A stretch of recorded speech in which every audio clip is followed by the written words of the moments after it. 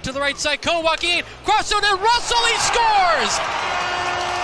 Mitchell the hustle, Russell buries it, and it's a 100-point season for Brandon Coe. It's going to be assist number 66 as Coe reaches the century mark. Butler has it in the slot, but he can't get a shot off. Now he finds Ritchie on the right side, plays it in front of the net. Joe Verbenek with the huge pad save. Absolutely robbing him of a sure goal. And the Battalion are still up 1-0 thanks to Jumbo Joe. Nelson trying to play it out of that area with 10.5 to play. He sends it up to Coe coming in on the breakaway. Coe makes a move, but he gets denied by the goaltender Lever. Coe is in all alone.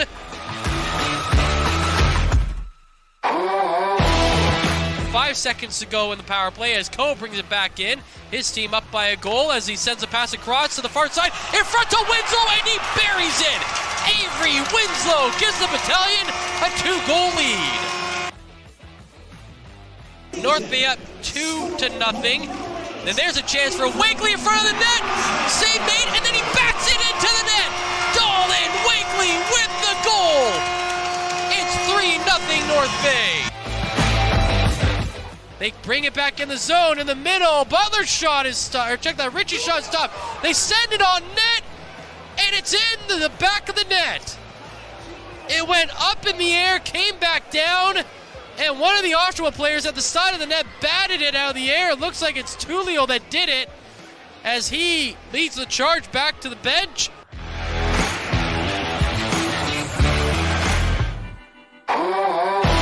Control back there by Harrison, plays it in front, shot, save made, rebound chance right in front of the net, denied, a third chance stopped, a fourth chance goes through the slot, into the far side corner. North Bay dump the puck down the ice again, this one can make it, and it's in the back of the net. Matvey Petrov from his own blue line makes it 4-1 North Bay, and that will seal the deal with 24 seconds remaining.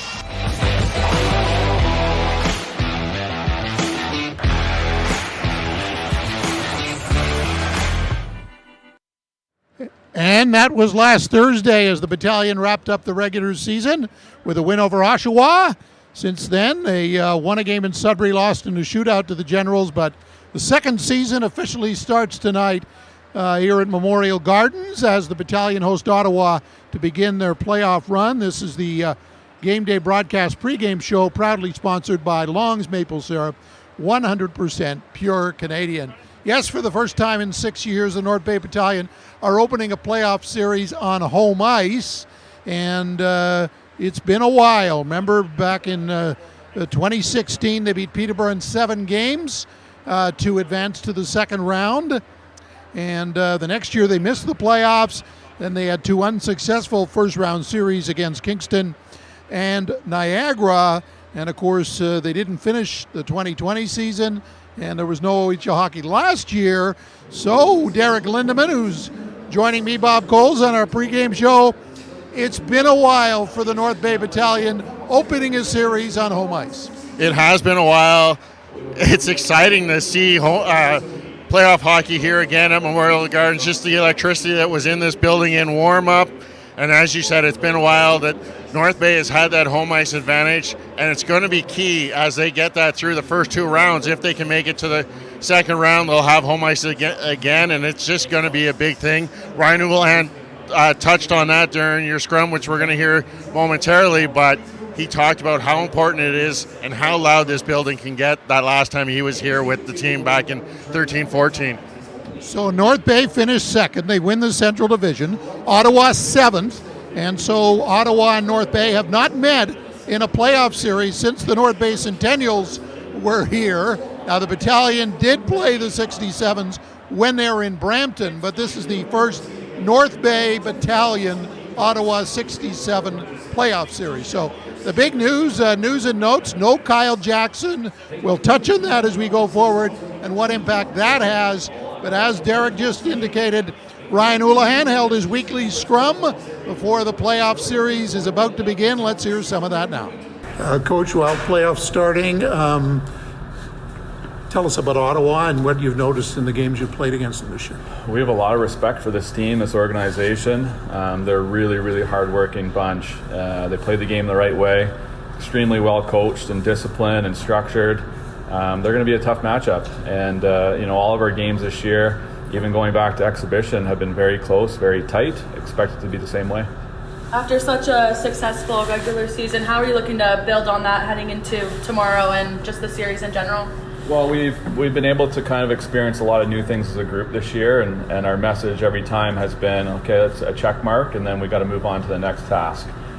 So I think that's the message here. Regular season is over, and it's a new task here for playoffs, and we're really looking forward to getting at this as a group. We feel like the last couple of months have been long for us, and we're really looking forward to getting started. I wanted to ask about, there's always been that theory that the underdog has the advantage in game one because sometimes the favorite team might look past game one. I'm sure you're pounding it into the guy's head that you got to come out hard on Thursday night, but sometimes that doesn't happen. So what do you do to guard against that? I think the big thing for us is we've really tried to establish our habits, our routine from day one this year.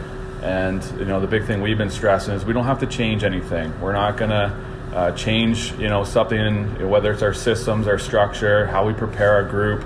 It's all going to remain the same. So we really want to make sure that our guys, we know there's going to be different emotions, but we've got to try to level that out as best as possible. How do you get these guys? There's two guys that played the last playoff game back in 2019.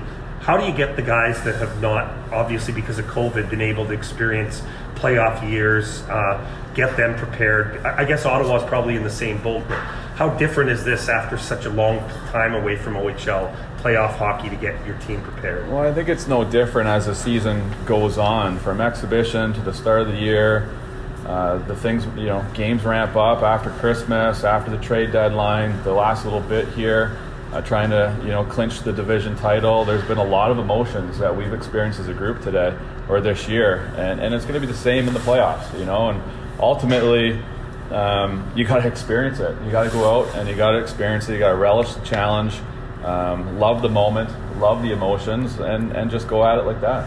I noticed some guys didn't play last week. Is everybody healthy? Is it the usual lineup that fans are expecting for game one? Yeah, we like where we're at right now. I think that was just a case where the 3 games in the last weekend of the year, we wanted to be smart, but we're real happy with where we're at with our lineup. You mentioned you guys don't have to change anything and you just kind of go at it each shift, I guess. But are there any expectations that this team has? Well, of course we want to do well. We want to win, But like you said, it's going at it one game at a time. Our group has been very good this year about not getting too far ahead. You can tell with some of the winning streaks we've been on, is our group really has been surprising that way. It's one game at a time, and it's going to be the same message. You've lost 3 games, I think, in almost 3 months. It's pretty remarkable. How do you stay at that level, and how do you maintain that level with the intensity level going up in the playoffs as it always does? Well, it's funny. We talk about that sometimes as a staff, and we don't realize that our record was that good because some of the intensity and some of the games that we're going through and the grind that you're in, it's more of you look back on it in a reflection moment and you realize that. But in the moment, you just, again, preparing one game at a time, and you go like that. I know I sound like a broken record, but I mean that's the attitude that we're going to have. The 7th man, obviously this year you couldn't have the 7th man at all sometimes, but as the momentum your team has been building, there's been more momentum from the fan base. How much do you think how much is the 7th man gonna play a part in this series? Well, we've done such a good job here to clinch our division and gain home ice advantage. So to get the 7th man back in here, loud, proud, we need as many fans as we can. I always talk about what the town does in big runs, and we want to see signs indoors. We want to see the whole community rather around this group. Why not have some fun? And the weather is beautiful. People can show up in the rink here and maybe shorts and flip-flops, and let's get as many people in the building as possible. Well, that's what I want to ask you, Ryan. When you were an assistant coach the first 2 years here, there were almost 4,000 fans for every playoff game. Last home game, you had 2,400. It's been dancing around 2,400, 2,200. I mean, that's not a big number for a city that's got a team this good. I know in the past they've supported weak teams and the previous incarnation of the Junior A team here, but this is different. And I mean, I know the organization would like to see a bigger turnout. You know what? My job is to prepare the hockey team and be ready for the playoffs. The one thing I will say is we have such a unique building that the 2,500 we had in here last game was unbelievable atmosphere. So, you know, we'd like to see that creep into the 3,000 range, and I know that, you know, standing room only and what this building can do in the playoffs is special. We'd love for this group to experience something like that. It can be intimidating. I remember the run in the first couple years, just the, you know, when people are sitting in the restaurant watching the game, it can be intimidating, right, on the visiting team, and if you can take advantage of that, it can be a big plus. Absolutely, you know, and this is, we love our fans because they know the game, they know the big moments in games, they know what's important and where those moments play a factor in series. I also know how, you know, being a visitor in my career too as a coach, this is a hard team to prepare a hockey team for. So again, let's use it to our advantage. Do you think hockey's changed from the time that you played? I know you're still a young man in your 30s, but is the issue of people always saying, well, you got to be gritty in the playoffs. There's going to be more guys maybe taking runs at some of your more finesse star players and get ready for that. Is that still the case in 2022? I think playoff hockey is playoff hockey, you know, and the teams that win at the end of the day are the teams that are willing to do those little things. You know, those things play a huge factor. You can just look at how goals are scored at any level at this time of the year when checking is so tight, guys don't take shifts off. It's usually those hard-nosed types of plays that are going to be the difference. So, you know, we want to ramp that up as much as anybody else in the league is going to do the same thing. But as your first point there, as the game changed since I played, the rules have changed, so the game has changed. Thanks, Coach. That was Ryan Olahan yesterday getting ready for tonight's game one of this best-of-7 series with the Ottawa 67's. The opponent, Derek, let's talk about Kyle Jackson not in the lineup. That's a big absence from North Bay's power play. But one thing the Battalion have been talking about all year is their depth up front, and that could come in handy here in game one.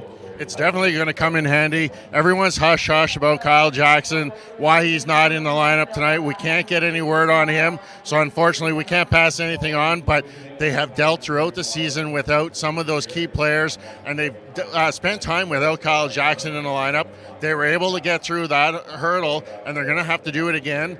They have adequate replacements. The kids have been given the time.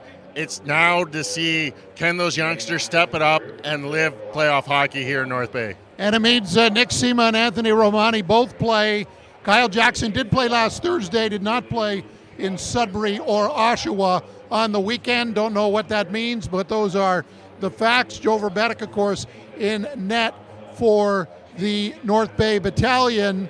Let's talk about Ottawa, a team they played 6 times. Each team won 3 games. There were a couple of blowouts, one for each team. The other 4 were pretty tight games. A lot of similarities, right, in terms of the style of play, the focus on defense from both coaching staffs. North Bay a little more depth up front, but they're almost like mirror images of each other, the way they play the game. It is defensively a very mirror image of their defensive styles. The difference, though, is, as you said, offensive. When you look at the Ottawa 67s, Vince Rohrer, he led the team with only 48 points. The North Bay Battalion had 6 guys with more points than the top scorer of the Ottawa 67s. A surprise in goal for the 67s as they start Max Donaso, and he was the goaltender of the week last week. It was 1-0-1 against the Kingston Frontenacs, only giving up 1 goal and 63 shots. So it's a little unexpected seeing him in nets, but the Ottawa 67s don't score many goals. It's going to be a low, tight checking affair, and it's can the depth of the North Bay Battalion come through and get that secondary and tertiary scoring deep in the line. A lot of players, I'm sure, going to be nervous. It's their first OHL playoff game. North Bay, as we told you all year, the youngest team in the league. I think Ottawa's goaltending choice is interesting. You're right. I mean, Cranley's been the guy who has been their steady number 1. But when you're the number 7 seed, you've got to take a few risks, right? Maybe more than the number 2 seed. And and that's case number one. Ottawa, I'll be interested in watching is how they handle Brandon Coe and Mitchell Russell. You know, only 3 guys on this Battalion team have played in the playoffs before, and Coe and Russell are 2 of them, and they're going to have to lead the way here to start this series. And they've put Matvei Petrov back on that top line with Russell and Coe. So combined, those guys had 101 for Coe, 90 for Petrov, and 88 points for Russell. Those 3 guys can do a lot of scoring, and that's the thing, is how the Ottawa 67s play against that line. It's going to have to be tight checking, and basically the Ottawa 67s have to eliminate that line. And as we said before, it's that secondary offense that the North Bay Battalion need to pick up, and I think they have the depth to take it.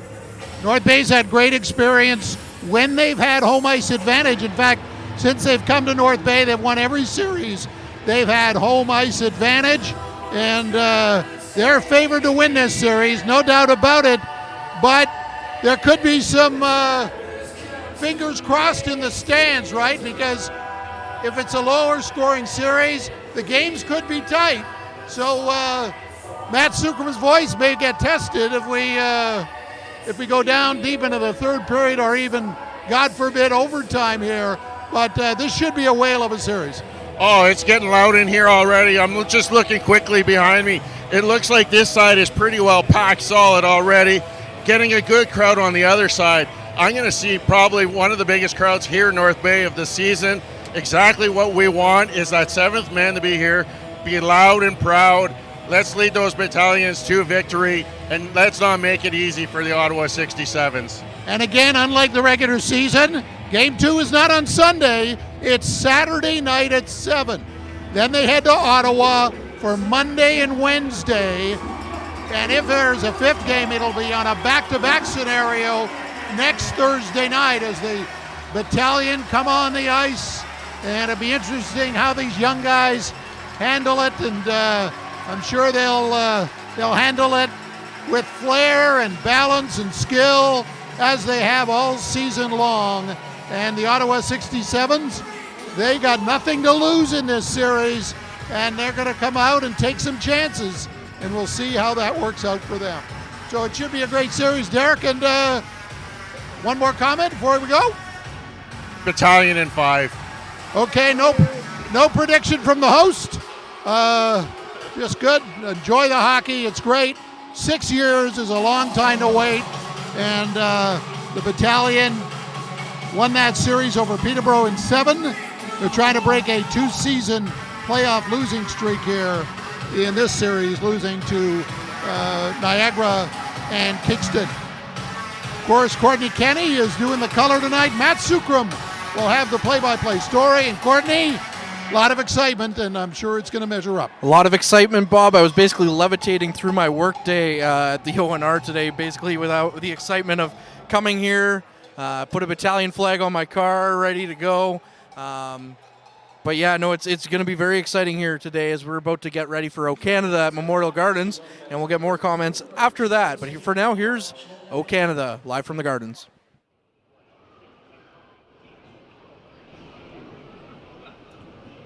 O Canada, our home and native land, true patriot love in all of us command, cap son bras et porte il il se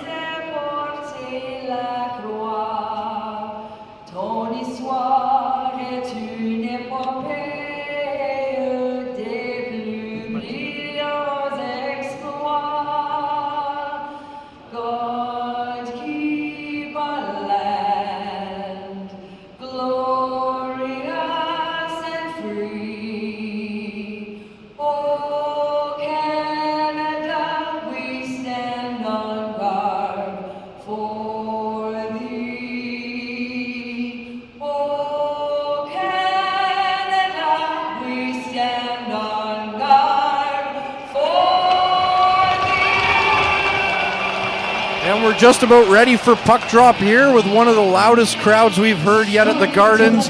Probably one of the biggest ones we've seen so far with all those rally towels going around. The starting goaltenders tonight, Joe Verbetic and Max Donoso for the Ottawa 67's. Donoso had played 27 games in the season. He went 11-9-1 and 5 with a .282 save percentage and 906 goals against, .282 goals against average and a 906 save percentage, whereas Verbetic played in 45 games, went 29-10-3-3 with a .287 goals against average and 906 save percentage. But head-to-head, Donoso has played 1 game against the Troops this year and 185 goals against average, 913 save percentage, whereas Verbetic's played 4. He's gone 2-1-1 against the 67's with a 2.25 goals against average and a 912 save percentage. So both goalies are ready to bring it as we're getting ready for puck drop. And enough from me. Here's Mr. Matt Sukram, who's going to bring you through the first period and onwards. Thanks, Cordy. As you said, it's Liam Arnsby in the middle going up against Vincenze Rohr, and it's Arnsby who wins the draw for the Battalion to get this playoff game started, and it's dumped into the Ottawa zone. Picked up behind the net. Jack Mateer back there. He gets it cleared out of the area and up to the blue line and into the neutral zone for Ottawa, who dump it into the Battalion end to our broadcast right. Flipped around to the far side boards. It's carried out by Wakely, who finds Van Steensel. Feeds it back up ahead to Wakely. It's pushed off his puck into the near side corner. Now behind the net. It's controlled back there by Van Steensel.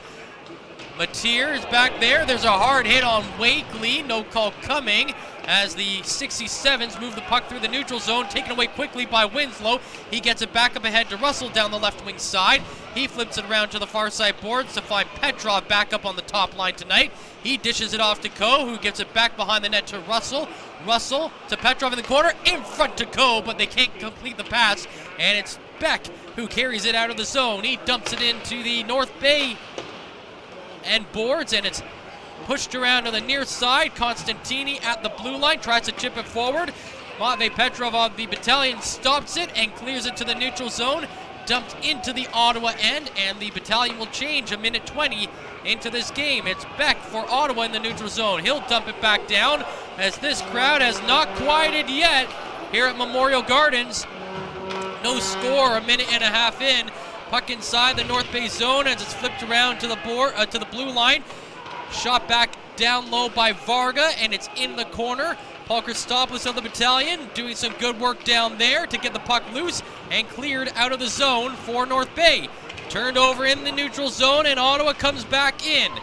It's controlled on near side. There's a hard hit thrown by McDonald. Nice to see him back. We haven't seen him on home ice in quite some time after serving a 5-game suspension. The puck is inside the corner still here in the North Bay zone. Lukin's down there for the Battalion. It gets kicked behind the net. Will Gerrois trying to move it around for Ottawa. It's in the far side corner for McDonald. He feeds it up ahead to Podolou, and Podolou will clear the zone for North Bay. He dumps it in right towards the goaltender Donoso, who kicks it into the near side corner. 2.5 gone to begin the game as it's Tarasevic who has it. Plays across to the far side point, and the shot comes in from Ladd, and it's stopped by the goaltender Donoso. Out of the zone, the 67's come. The form gets hit on the boards, and then on the end of the play, it is Ladd taking a hit, being delivered by, looked like Gatomac on the back end. The puck is still inside the North Bay zone. The Battalion get it up to the blue line, dumped back in by Ottawa. Mathurin takes control of it on the back end. He plays it to the near side boards. A couple of Ottawa players in the area, including Barlas. Barlas moves it down to the point to Mateer. Across the left side, shot comes in. Blocker save made by Verbetic, and it's picked up on the far side by Ladd. He gets it out to Outwater, and the Battalion rookie dumps it down into the Ottawa zone. We've played 3:20 to begin this game, and there's no score yet. The puck is sent down the ice, icing waved off. Nelson has it in his own zone for North Bay, feeds it up to the neutral zone, and it's Van Steensel going in, one-on-one on the left side, feeds it across, and they can't complete the pass. Arnsby got tripped up going to the net. The net gets knocked off its moorings, but there's no call coming at the end of the play And so about 3:34 into the game, we have our first stoppage in play. And our first great scoring chance as well, as the Battalion went in with some speed from Van Steensel over to Arnsby. And of course, no penalty, as you mentioned, and just good to see the captain back up after that one. And as you might have heard, it's been a new look North Bay Battalion team without Kyle Jackson in the lineup, as Petrov is back up to that top line with Russell and Co. That second line had been buzzing for a little while with McDonald out of Van Steensel, Arnsby, and Wakely, so they're keeping that together. And Kyle McDonald down to the third line, where Petrov usually has been the last little while. Battalion fake the shot off the draw. They pass it up in front. Nobody able to handle the pass. It goes to the line for Winslow. He finds Nelson on the right side, up to Arnsby. Back down to Nelson at the right side point. Shot comes in, deflected into the glove of the goaltender Donoso. It was Wakely set up right in front to take that deflection, but Donoso snuffed that one out. 3:52 in, no score in the first. Well, and of course, you know, the Battalion, after that great scoring opportunity, started to buzz a little bit in the 67 zone, so maybe it's a little bit of a foreshadow of things to come, but this Battalion team can really hem you in and really get off some good shots here, and it'll look like they're on a power play a lot, so Ottawa's going to have to be sharp and look to get the puck out any chance they can. The puck is flipped up over the glass and out of play. The Battalion against the Ottawa 67's, as you mentioned, this year went 3-2-1-0. So out of all the first round matchups, this is probably the most evenly matched first round scenario. Yeah, when it comes to the record, for sure. But I'm keeping my eye on that 4 versus 5 of Mississauga and Barrie for sure when it comes to evenly matched. The fact that they're in the same division is probably going to lend to that too, right? Lots of fierce games, I'm sure, in that series coming up. Coe tries to get it into the Ottawa zone. He pushed it over the line, but now Ottawa take it away and dump it right back down the ice. Play at the North Bay blue line. Ottawa moves toward the net, take a shot. That's blocked. And now out in front of the net, but the Battalion are right there to clear the puck out of the area. Mitch Russell at his own blue line. Plays it across to Winslow, back to the near side to Nelson. Nelson fires it down the ice, deflected by Russell and dumped into the zone. Another quick shift for that top line here as we're 4:40 into the opening period and there's no score. Battalion chasing the puck into their own zone. The official, Darren Long, calling for icing there against the Ottawa 67's. So 4:44 into the game. No score. Battalion with an offensive zone face-off coming up. It'll be interesting to see because the Battalion only have 3 players on their lineup that have played in an OHL playoff game before, and that's Brandon Coe, Mitch Russell, and Grayson Ladd, who hasn't played with the Battalion but played with Windsor in the playoffs before. So it's gonna be interesting to see what kind of experience this team has, and all eyes are going to be on some of the stars for the Battalion who are just getting their first, dipping their toes in, like Ty Nelson. Puck sent down the ice into the North Bay zone. Icing called again against the Ottawa 67's. Matier, the last one to touch that, as he got hit into the boards after dumping the puck in. 4:55 gone in the first period, and another offensive zone face-off coming up here for North Bay. It'll be to the blocker side of the goaltender Max Donoso in the Ottawa zone.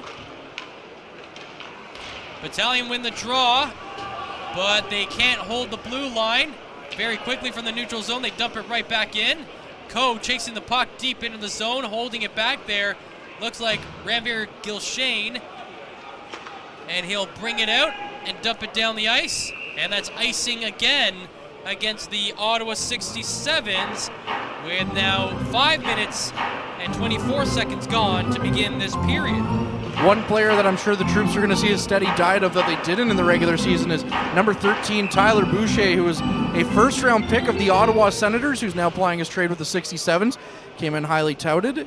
In the one game, he was held pointless, but I'm sure we're going to see a steady diet of him over these next potentially 7 games. Off the draw, the 67's clear, and then from the neutral zone, the Battalion fire right back in. Donoso has to make a pad save as the puck went bouncing towards him. The troops have their top line out there, and it's Coe who has control of the puck inside the Ottawa zone. Coe in the middle of the Ottawa zone, drags the puck around, gets a clearance, takes a shot that's blocked, and then Winslow's rebound attempt is blocked as well. Set up in front by Rohr to block that one. Now it's Ottawa on the counterattack. Raining on Joe Verbenek. The shot stopped by the defender, Ty Nelson, who gets in front of a wide open net. It's Gilshane at the line. Down low to Boucher. In front to the left side. Shot comes in. Save made by Verbetic. And he finally covers it up for stoppage in play.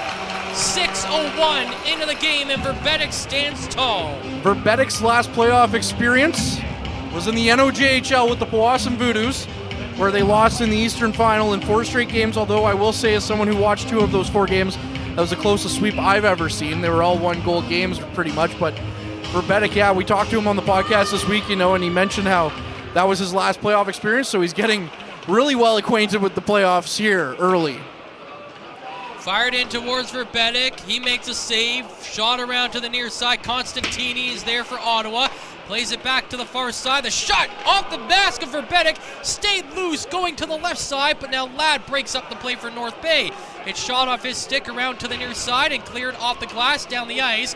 This one is going towards Denoso, but it just misses him, and it will go for icing against North Bay. So North Bay had some good pressure in the offensive zone, but now in the last minute or so, it's the Ottawa 67's returning the favor. Yeah, and North Bay also trailing now in the shot department 5-2. North Bay's definitely had the chances, just been getting blocked in front of the net, but Verbetic really kind of calming the waters for the troops a little bit through the first portion of this period.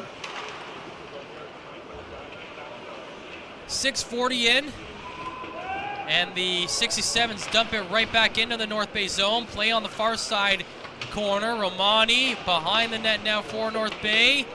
Tangled up with a couple of Ottawa players back there. Mathurin trying to help him out. Mathurin gets the puck away from that area, but now he's stuck on the end boards. It gets kicked loose, picked up by Ladd of the Battalion, and Ladd is able to get it out to the neutral zone. The puck rides the stanchion along the benches in the neutral zone. It comes off that area, and the Battalion looking to play it forward now. Seema at the line, finds Outwater, back to Seema going over the left side. It's knocked off his stick, not cleared. Outwater dumps it back in deep. Gilshane behind the net, plays it around to the near side. One of the Ottawa players taken down on the boards by Outwater, but now Gilshane comes in to help him out, and he gets it back down the right wing side for Varga, who goes over the North Bay blue line, takes a snapshot, and it's a quick glove save made by Verbetic, seeing that one in from about 50 feet. Joe Verbetic coming on the podcast and finally telling the fans what's going on with that white trapper and why it doesn't match the rest of his pads.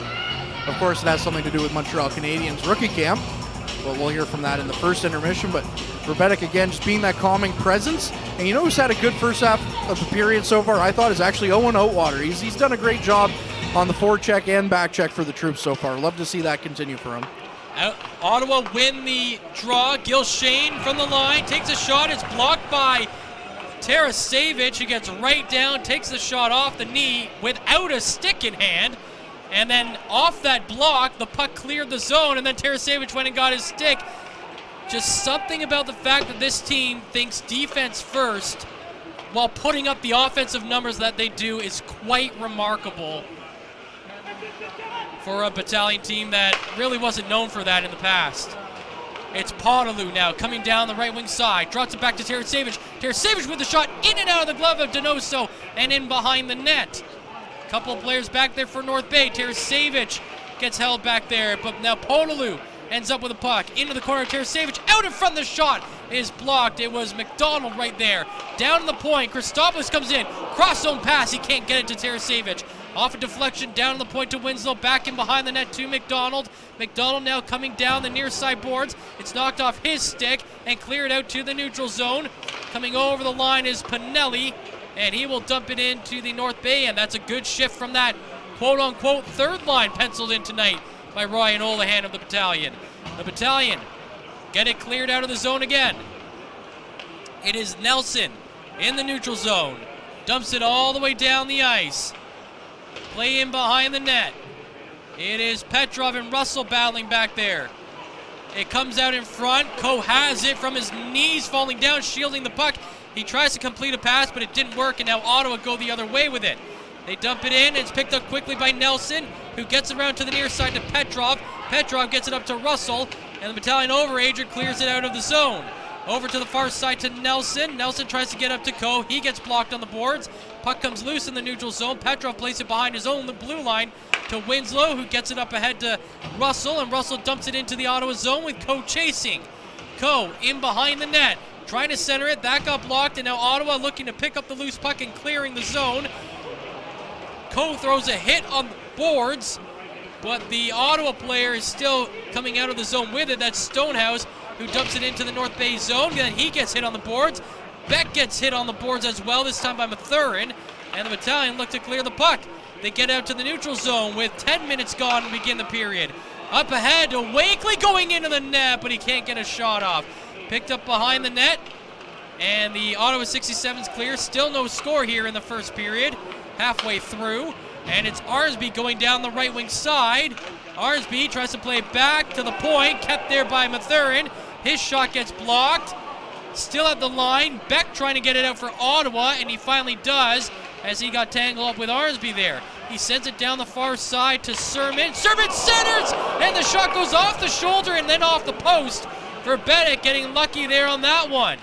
The Battalion netminder just able to keep this a scoreless game, as we are now 10:40 into the first period. Still no score, as Ottawa looks to bring it back out of their zone. Down the ice is Mateer. The shot, it's a quick pad save made by the goaltender for Bedick. Shot from the blue line, back around to the near side. Barley is there, he plays it to the line to Mateer. Jack Mateer for Ottawa, the Nashville Predators prospect, sends it around to the far side. The Battalion break up the play, and the Battalion send it down the ice. In on the near side, Outwater drops it back to the half boards for Romani. He sends it to the point to Winslow. Battalion attacking here. It's Nelson's shot from the right side. That goes wide. Outwater plays it back down to Winslow. The Battalion defender sends it in front of the net. It's picked up by Ottawa and cleared down the ice. 8:15 to go in the first period. No score yet. Both teams looking to get that early lead in game one. The 67's holding the puck behind their own net with 8 minutes to go. Out of the zone is Constantini. He plays it across to the left side. Coming in with speed is Rower. Rower puts it on net, and Verbeting makes a big save. Down to the point, Constantini there. Constantini takes a shot, blocked by Nelson for the Battalion, and the troops are able to clear. Rolling puck down the ice. Going down is Ponaloo, and Ponaloo was a step ahead of the defender, but they're going to call icing against North Bay. You got to credit the youngster Ponaloo for doing his best to try to beat out that hybrid icing, but the officials weren't having it. Halfway through the first, no score. Let's send things over to Bob. Well, an entertaining start to this one. Lots of physical play from both teams. Ottawa, though, I think has the edge in physical play. We've also had more scoring chances than North Bay. Battalion at times looking a little nervous. Again, the first playoff game for so many of these players. And, the Battalion have to settle that Ottawa offense down. They've come close a couple of times, hitting the goalpost on one of them. In our first intermission, we'll hear from the two guests in this week's Frontline podcast. That, of course, the two North Bay goalies, Joe Verbetic in net tonight, and Dom DiVincentis, who got a big rookie award this week, having the lowest goals against average for a netminder in his first year in the league. And hear from both of those guys in our first intermission. But a lot of energy in the building. Both teams started on time, so a great start to this one. No score. Back to Matt and Courtney. Thank you very much, Bob. And you know what? I know Matt's seen this. I know Bob's seen this. I know even Tom, when he was here doing these games, we all looked at Brandon Coe and said, if he's able to put it together, he's going to be something special. And watching him, although he hasn't scored and it's leading to chances, I think he's taken his game to another level through the first 10 minutes here of this first period.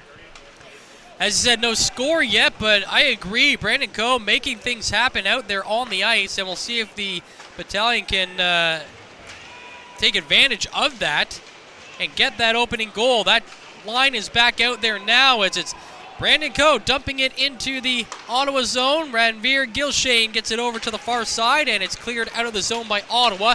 Beck comes down the right wing. Beck, cross-zone pass. Stonehouse on the other side, dumps it onto the end boards, and it's flipped around to the near side. Gilshane at the point, across to Mateer at the line. His shot comes in, deflected, and goes wide of the net.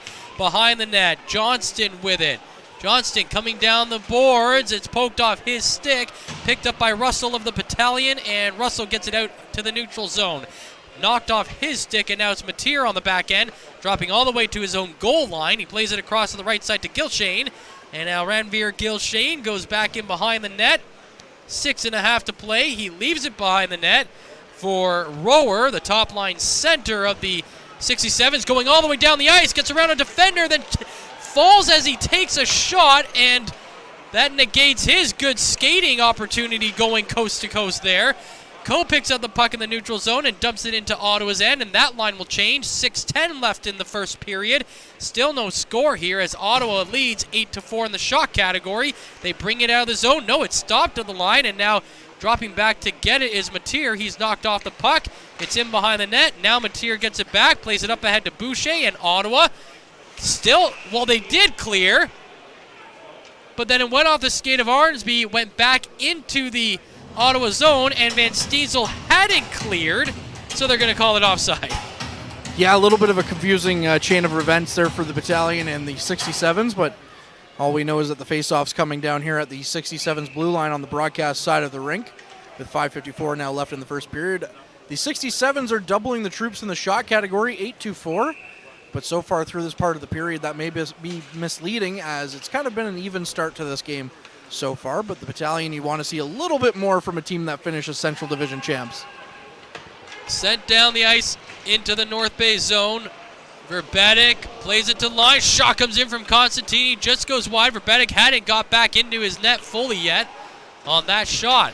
Puck still inside the North Bay zone. Arnsby gets it up ahead to Wakely. Wakely dumps it out to the neutral zone. 5:25 to play as Ottawa gets control of the puck, and they bring it right back into the zone. Tolnay drops it back. There's a shot coming in. That's stopped by the Battalion defense and cleared once again. It was Gerrois on that shot. And as it rolls down the ice, icing will be called again against North Bay. A couple of the troops tried to change there, but one of the officials staying right in front of the box saying, no, that's not how that's going to work. No, you can't get by that. The Zebras on that one. And one of the stats that we've been tracking a little bit, especially over the last little bit, is the face-offs won. It's pretty even in that category right now, 6-5 in favor of the 67s. The Battalion win that draw, though, and it's carried out of the zone by Wakely. He gets up to the center line, and never mind. I was going to say he got up to the center line and dumped it down, but I guess it came off his stick just before. I thought so, too. So another icing called against North Bay. And you got to think that's a tired group that's going to be out there now. They were able to change the forward group. Oh, they were able, yep. I don't understand how that ruling works, but anyways. I guess as soon as they won the draw, they all went to the bench. Yeah. Either way, I do think that Wakely reached the center line anyways. But anyways, doesn't matter. The Battalion are back out into the neutral zone now. They win another draw, and they get it down into the Ottawa zone. But it's Ottawa that now controls the puck, and they clear it again out to the neutral zone. Dumped into the Battalion end. There's a drop pass. Back coming in is Beck, and his shot goes high. Into the near side corner. Down the point, Gilshane to the half boards. It's deflected off the stick of Johnston. And over the glass and out of play. 4:42 remaining in the first. Still no score. Yeah, back and forth action here between the Battalion and the 67s. And this series has a good chance of going the distance. As we saw that first year, the Battalion were in the same situation against the 7th-seeded Niagara Ice Dogs.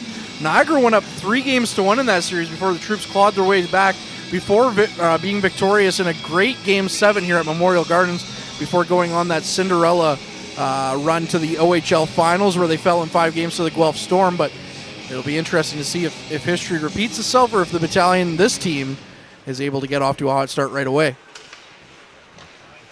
Clear off the draw, the Battalion have the puck, but now they lose it on a stick check at the point. The shot comes in, and it's off the pads of Verbetic.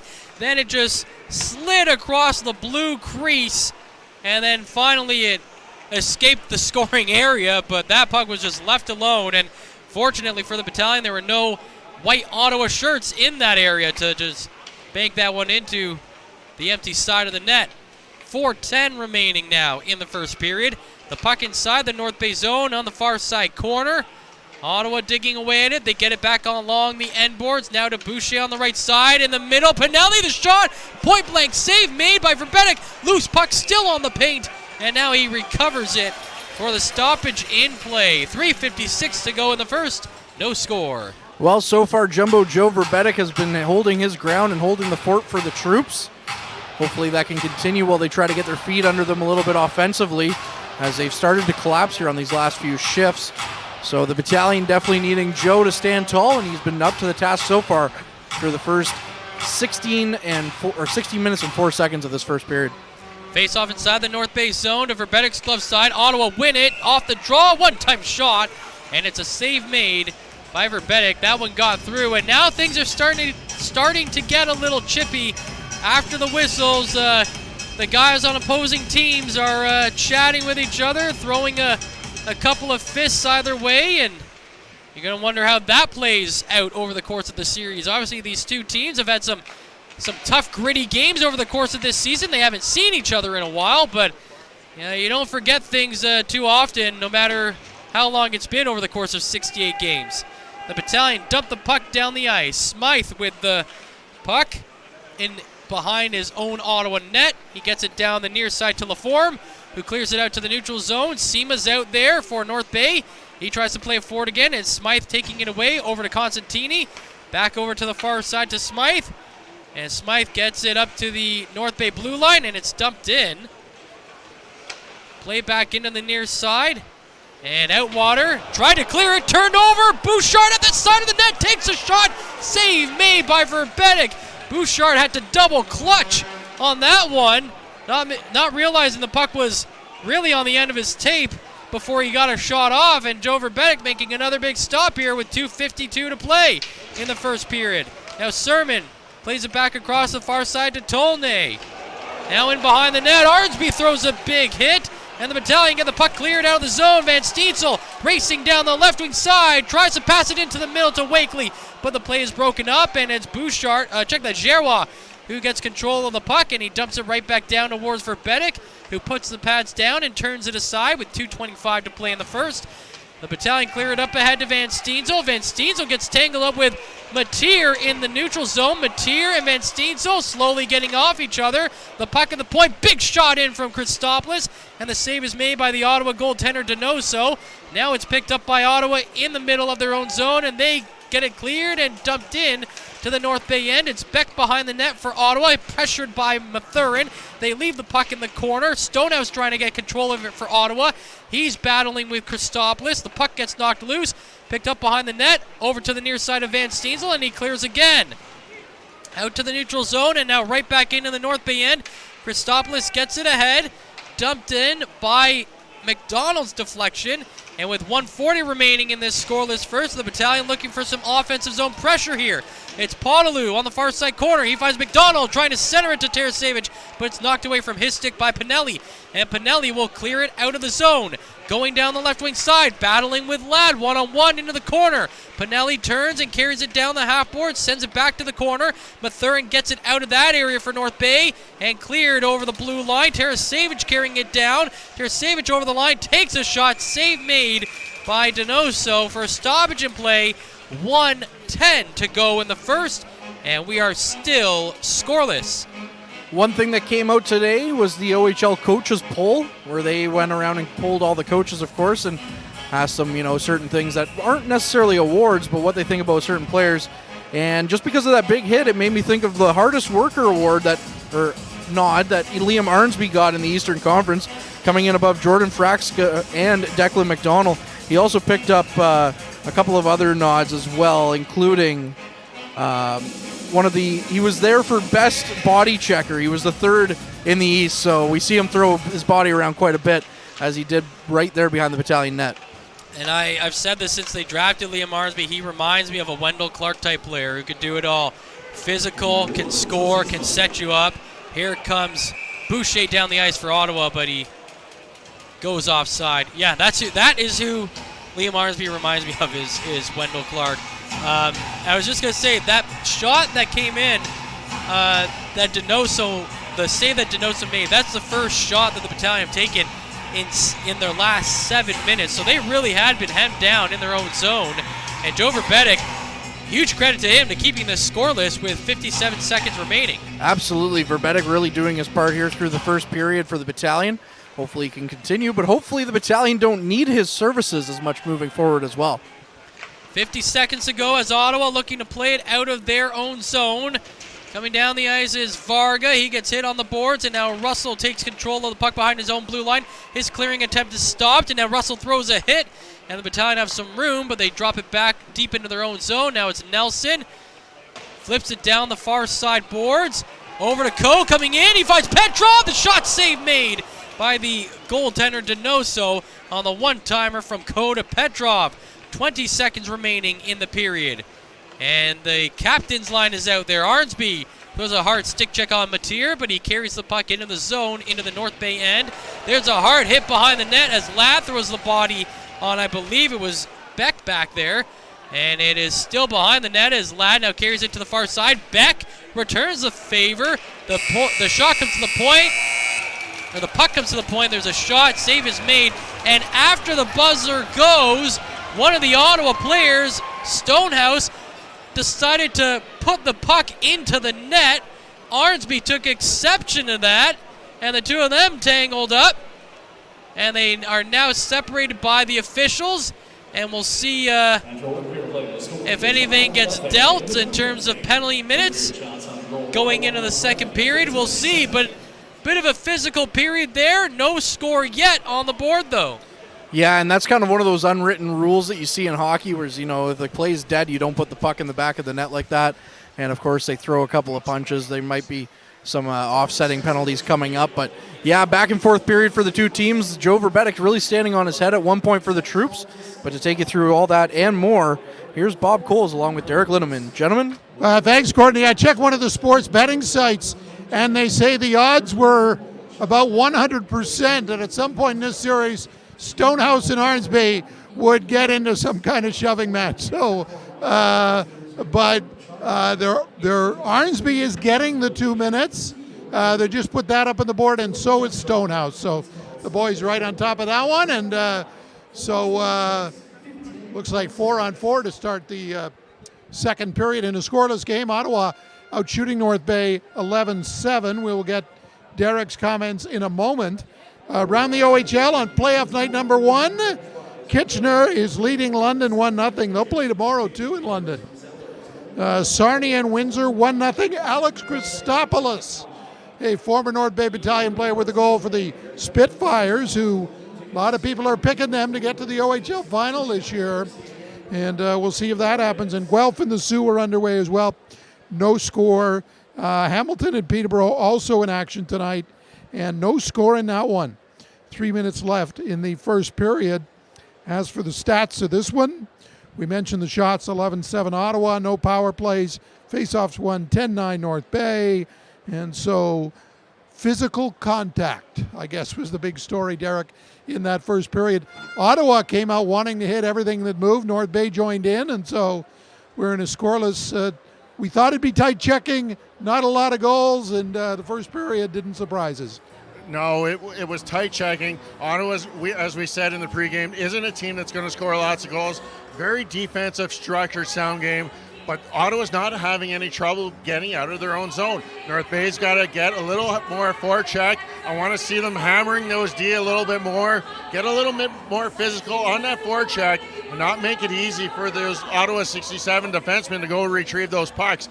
Make them scared. Make them double check their windows and see what's coming in behind. Tire them down. Verbetic had to make the better of the saves of the goaltenders. Battalion's best chance came off of a one-timer off of Petrov there in the last minute of the game, but the story so far has been a tight checking affair. Yeah, Ottawa, only 3 players who have had previous playoff experience.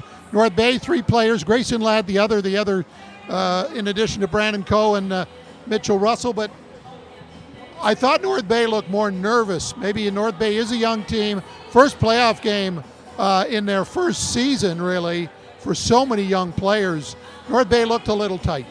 They did look tight, and again, if they start playing a little more physical, I find if you can take a hit or give one of those big hits, it kind of settles down those jitters, those butterflies in the stomach, and kind of gets you into the game, gets you into the flow. We didn't see any penalties in that first period until the end of the game, or end of the period. All 4 lines were able to get in, and I think you're going to see a different team come out in that second period.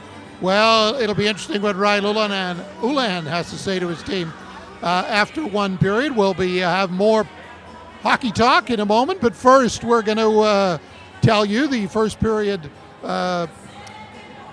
intermission. We have our Frontline podcast. This week, Courtney and Tom did something unique. They talked to both goalies, Joe Verbetic and Dom DiVincentis, and let's hear that now. It's another episode of your favorite podcast, the Frontline Podcast. Hey, it's Tom Parisi. Courtney Kenny's along for the ride. And as far as I can remember, we got both goalies on today, Joe Verbetic, Dom DiVincentis. Guys, thank you for taking time out of your busy dinner to join us today. I know we did the team dinner you guys did earlier on in the day before this recording, so thank you for joining. And listen, you guys are in playoff mode. Tell me, sum up the season for you guys. How did everything go? How'd you feel? And Joe, when are you going to get a real trapper? I don't think I'll get a real one till next year, but I think overall this season it was really fun. I mean, I know for me, having last year my 17-year-old year, being on a not the best team and not winning a lot of games, it made this year a lot more fun, winning a lot of games. So it was a great experience overall, and I know playoffs are going to be super fun. Dom, how was your season? Yeah, I mean, for me, like Joe said, obviously not playing last year due to COVID, coming into this year as my 17-year-old year, couldn't ask to be on a better team than our team here in North Bay. I think we have a great group of guys, great staff, and I couldn't be more excited to get into these playoffs and continue going on the high streak that we've been on throughout the season. Obviously, we've had a lot of ups and downs, and I think for our team, adversity is something we used as motivation, and I think that's what's going to carry us into playoffs on a high streak. Joe, just because Tom touched on it, a lot of people, in the stands were wondering, he's got great Battalion colors on his pads and his blocker, but his trapper's white. What's going on there? Now, I know a little bit of the backstory, but I want to hear it from the horse's mouth on this one. On how I got it? Yeah, what's the story behind that white trapper?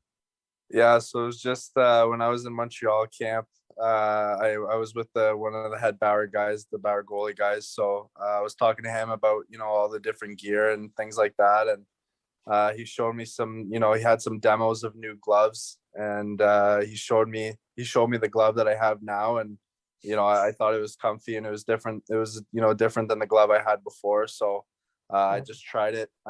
Later that day in practice in Montreal, and I was pretty comfy in it. So he said, keep it, it's yours. So I brought it back to North Bay and kind of just been comfy with it, and, don't want to switch it up. So that's why I still have it.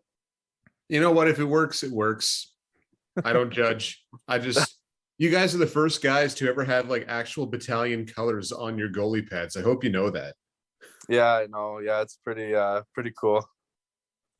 It's tough to do, but it's still fun to watch you guys. And how is it working as a pair? I mean, you guys split duty down the stretch, pretty back and forth. How do you guys work together? Well, I think I'll take this one over. I mean, we get asked this a lot. For us both. I think for me, obviously Joe and I have a pretty healthy relationship, off the ice. We've known each other for a couple summers now. We work with the same goalie coach. So I think our relationship prior to coming up to North Bay was a key factor in carrying over when we both got here for the season. I think for me, working with Joe and obviously him being drafted to Montreal and being an NHL drafted goaltender definitely brings the compete level up for me, and constantly pushing to compete with him and on and off the ice in the gym.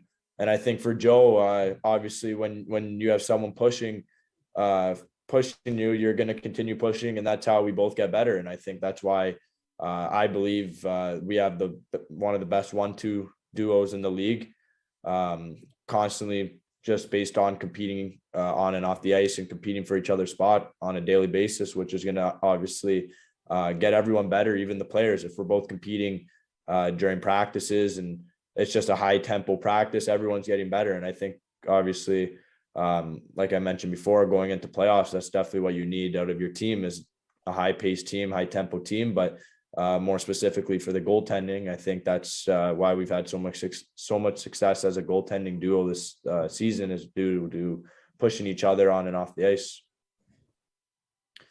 Yeah, I think Dom said that pretty perfect. I mean, like you said at the start, having that, relationship before going into North Bay and coming into the season was obviously really good. And because I know, sometimes with goalie partners, once you, go to training camp and then just get to know them, it takes a while to, get to know the person and see how they are. But I think from right off the start of training camp, we kind of, got to work right away together. And all year it's been fun, like you said, competing amongst each other and, getting each other better. I think that was a big part of our success this year. And, I could have asked for a better guy to work with throughout the year.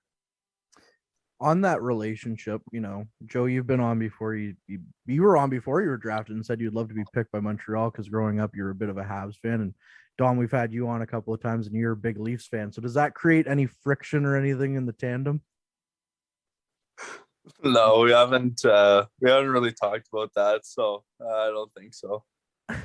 Yeah, like Joe said, I mean, there hasn't even been much talk about that. So I don't see any friction between that. That's good, at least. Dom, you yourself, taking home some hardware here this week with the OHL, the lowest rookie goals against average. That's quite the feather in your cap, the Dinty Moore trophy. When that announcement comes down, what does that feel like? I mean, goals against is a big stat, but it's also quite the team stat as well. Yeah, I mean, obviously, you put it in perfect words. Taking home that award is definitely an honor. Being in my first year in the OHL, not having much experience in junior hockey, to be able to come into the league and take home that award, it's truly amazing. There's a lot of great goalies that have been nominated for that award, and I couldn't be more happy and humble for it. Obviously, like you mentioned, it has to do with the team as well, and Joe. Obviously, without Joe and the team, I don't think this award would be able to go to anyone else on the team. So, like I said, I got to thank the team and Joe for constantly pushing me, but it's obviously an amazing accomplishment for myself, and definitely truly humbled to be able to have that award on my name. Sorry, I thought you were going to say something, Tom. No, go ahead. I was still looking up I had a question, then I answered it myself. Those are the best ones right there. You gentlemen, both you guys have gotten into some game action against the 67's here starting on Thursday, so day after this episode releasing. What's your thoughts here against the 67's? It's just because they're a 7th seed, I don't think it's going to be an easy series by any means. No, for sure. I mean, with Ottawa, I know they're a really hardworking team, and they have a really good structure put together with their coach. So, like you said, I mean, at the end of the day, you can't really take any teams lightly. And I think especially this year, all the teams are pretty good. So, going into it, we have to play our game and we have to play our best. And, I think for a first round, that's they're a really good team to kind of get into that playoff hockey mentality. Just a snippet of the Frontline podcast this week. Courtney and Tom guesting with Joe Verbetic and Dom DiVincentis. And two guys have really worked well together. It's an unusual situation when you have two really good goalies. Joe, a Montreal draft pick. Dom is an up-and-comer. He's going to get drafted. Dom played in about 40% of the games, just won the Rookie Goalie Award from the lowest goals against average for a rookie in the OHL. And of course, Joe, the established number one. But Derek, they've really worked it out. They're both great guys. I mean, Joe's a solid guy, and he's brought Dom along, and and Dom's just such a pleasure to talk to as well. So they've really made it work here. Yeah, I got the chance to listen to the whole podcast this morning on my ride to work, and those two guys, they're like teammates, and they're like best friends out there on the ice, off the ice. They're talking all together all the time. There was a story about Dom and Joe up here visiting North Bay native Ben Goudreau, who's in nets tonight for the Sarnia Sting, and just about their experiences here. And that's such a unique thing to see two guys. They're fighting for that number one spot on the North Bay Battalion to be such good friends and really striving into that friendly competition. I wouldn't be surprised to see Dom get a chance to play 1 or 2 games in the playoffs this year. Well, it's those comments, by the way, on the Frontline podcast. Wherever you get your podcast, check out the Frontline podcast hosted by Tom Parisi along with Courtney Kenny. And Tom's pretty good, except that Florida Panthers jersey I don't know about next to a Leafs fan in Courtney. But other than that, it's a great listen, and go to the archives too with other Battalion players and coaches. A good file there for folks. Definitely so, and I don't know if Tom's ever seen his NHL team lose a Stanley Cup the way he changed his team so much. Florida Panthers, you never know. Maybe he's just a bandwagon jumper there, but we got quite the entertaining game here at Memorial Gardens through 20 minutes of play, Bob. A little delay. This is the old Phil in the business we're doing, because one of the Zambonis broke down and had to be rescued by the other Zamboni, who finished doing the ice and then towed the first Zamboni. They're just still cleaning up down there, and we should have about a 2-minute delay to get this second period underway. Felt bad for the Zamboni driver that, it was like the baseball's version of the rain delay, I guess. I think so, but it's gotten better. I remember coming to a game in the 90s when the North Bay Centennials were here, and they only had one Zamboni on site.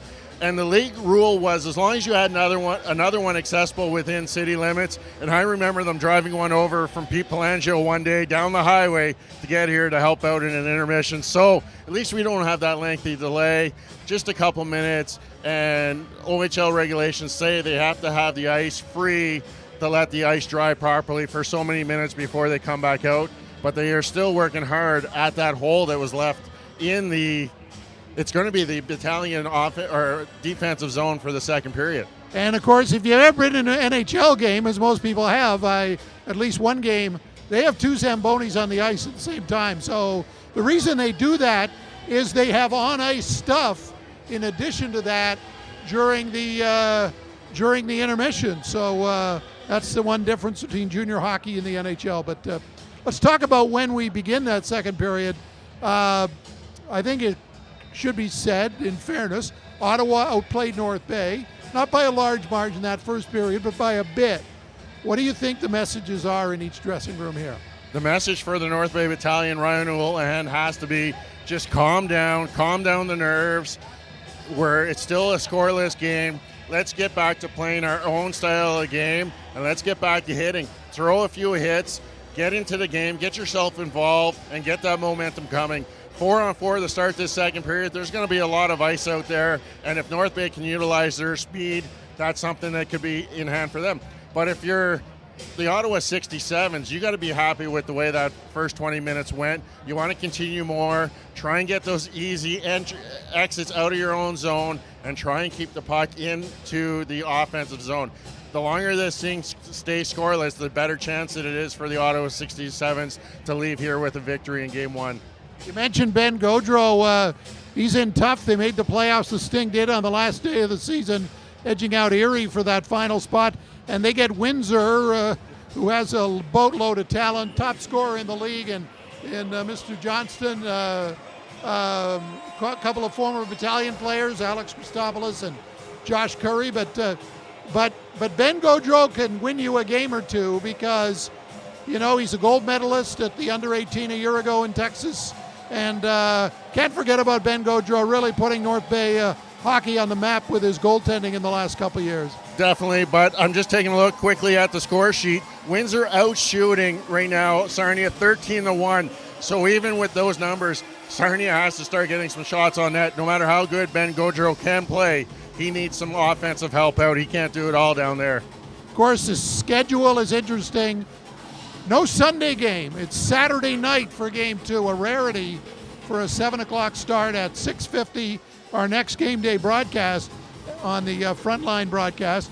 And then they go to Ottawa for Games 3 and 4 Monday and Wednesday. The Battalion will not be busing back after Monday. They will stay in Ottawa, have a day off on Tuesday.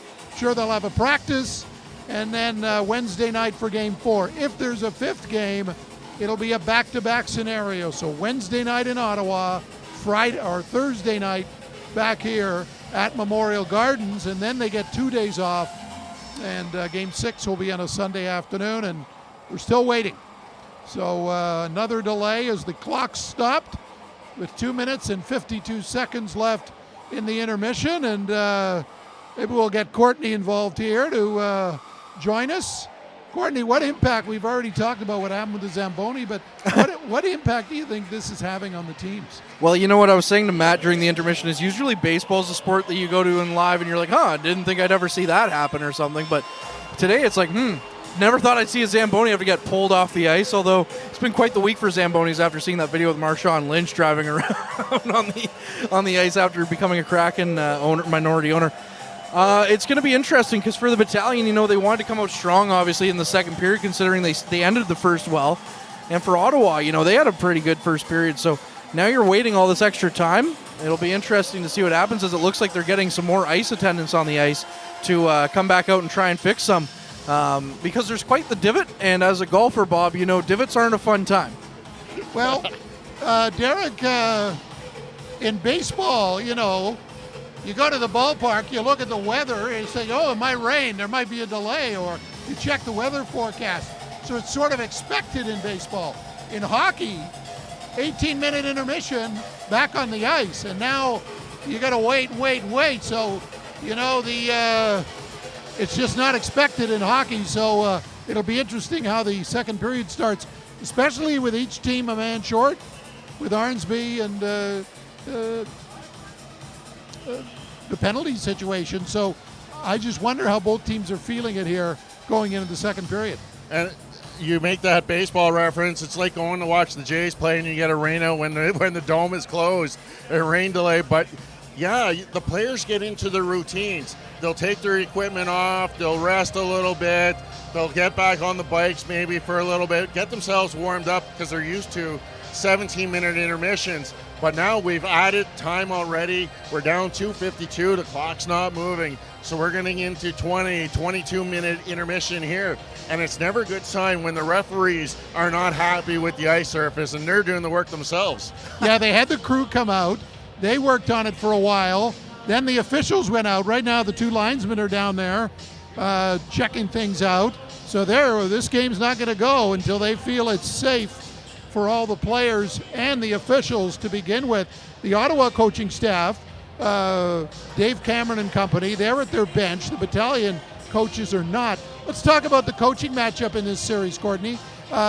Dave Cameron, World Junior coach. He's going to be coaching Team Canada at the World Juniors, which are going to be held in August.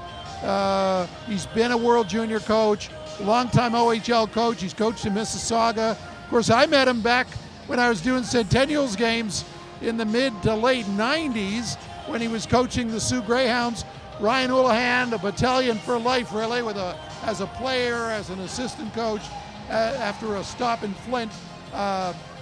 He's returned to the Battalion. So tell me about these two coaches, and they seem very similar in their approach to the game. Well, with Dave Cameron, of course, he's also gone on to the pro ranks. He's been the coach of another Ottawa team, maybe not one that gets as much attendance, but the Ottawa Senators. I had to get a little dig in there at the Sens. But no, you know what? I've been to a couple of Sens games. They're a lot of fun. I really do enjoy going to those games. But yeah, Dave Cameron was the coach briefly for the Senators. They weren't too hot under his tenure, but now he's back with the 67's in the OHL, in a league that you mentioned he came up through. So it'll be interesting to see how he matches up, whereas whereas Ryan Houlihan hasn't coached above the OHL level. He went to Flint, he's come back to North Bay, but both have professional experience, whether behind the bench or on the ice. So it's a little bit of a grizzled vet versus a young pup per se with Ryan Houlihan. So we'll have to see how that plays out. But Houlihan has the talent on his bench. That's the difference. He has the depth for 1 through 4 and 1 to 6 on the D side as well. And just a little bit of an interesting side note, you mentioned the Centennials. The last 2 times, this is from Chris Dawson, of course, he sent me this message. The last 2 times that the 67's has faced a North Bay team, being the Centennials in the playoffs, the 67's swept them in 98-99, and they also swept the Centennials in 2000-2001. So history's not on North Bay's side, but again, this is a different franchise. Well, they got some kind of pail down there. They've got like some kind of cleaning. So it's basically a chemistry experiment at this point. So I think we're going to be okay. I think clock hasn't started moving yet. Derek Lindemann's crossed his fingers right now, hoping. Now we can bring Matt Sukram in here for a second. Matt, I just want to get a comment from you. The clock started. It's a 5-minute clock, so we're going to get hockey underway here in a few minutes. But Matt, I got to ask you whether you remember the pane of glass game we did. And we had about 8 minutes left in the first period. This was a few years ago. And they weren't sure whether to stop the game, go to the room, play a 28-minute period, or try to fix it. Well, they decided to try and fix it. And then when they couldn't fix it, they sent them to their rooms and they finally fixed it. Oops. So it's something you don't expect at a hockey game, right? And, it's just one more thing the players and the coaches and the fans here have to deal with. Yeah, you always got to be prepared for the prepare as much as you can for the unexpected. I mean, just be ready at any time, right? That's what the coaching staff will tell them is you got to be prepared for anything and just try to stay in that rhythm. Don't let this delay take you out of that rhythm, especially if you're a Battalion netminder Joe Verbetic, who had a very good first period. And now what's interesting is these two teams are going to start, I believe they're starting 4-on-4, offsetting minors here to That's right, Arnsby and Stonehouse. So there's going to be a lot of room on the ice to work with here. And the way Ottawa finished that period, they're going to be looking to carry that momentum over and just trying to keep pounding the puck towards Joe Verbetic, while the Battalion are going to have to figure out a way to get those clearances a little bit better and figure out a way to get the puck down the ice a little bit better like they were doing in the opening part of the period. But can you maintain that mentally with having this long delay in the intermission? I mean, if I'm the coaching staff, I kind of just reset. I go in acting like maybe we just kind of got off the ice and relay that message now. Don't even acknowledge that there's been a game delay. It's like in baseball. Yeah. Nobody talks to the pitcher if he's throwing a no-hitter, right? Even if the game is, 9-0, he goes out there and acts like it's a 0-0 game and he's got to pitch and get every out. I think that's how you have to act right now if you're the Battalion. It's just pretend that was 17 minutes and we're going right back out here. Well, if you're just joining us, little delay, a problem with the Zamboni during the Zamboni work, and it was eventually towed, but it created a little hole, I guess, and they've had to fix it. And as they play YMCA, ironically, we are next to the YMCA building, so I guess that's a good fit. I'm Bob Coles, along with Courtney Kenny, who's doing the color tonight. Big shout out to Redpath, who are going to make a donation to renovate the YMCA gymnasium. $250,000 from Redpath to do that. That is a gym that was built in 1960. It's had some touch-ups every now and then, but 1960 is a long time to go without a renovation. So Redpath making that donation, and it's going to be great for the community. Well, you really did your show prep. Congratulations. I was going to say Bob Coles with Derek Lindemann, Courtney Kenny, and Matt Sukram. And Phil, yes, Phil's here, and that's what we're doing. We're filling. But the officials look like they're talking to the coaches of the Battalion are back out. Ryan Houlihan getting a conversation from one of the officials, and so we should get this. The clock continues to move, so That's the longest intermission I've done in a while. You know No what, score, though? by the way, and I'm going to throw it to you guys. You can set up the period. Should be an interesting second period. It'll be interesting how these teams come out after the long delay. I was going to say the Battalion staff might be happy about this. I mean, it gave people an extra chance to go to the concessions. So more pretzels. More pretzels. That's right. It's something else to wash it down with. So. Yeah, sorry guys, I gotta go to the concession stand. I'll be back. All right, bring me one. All right, sounds good. I'll be like Michael Scott, where he like pretends to go down behind the reams of paper. You want something at the warehouse there, Matt?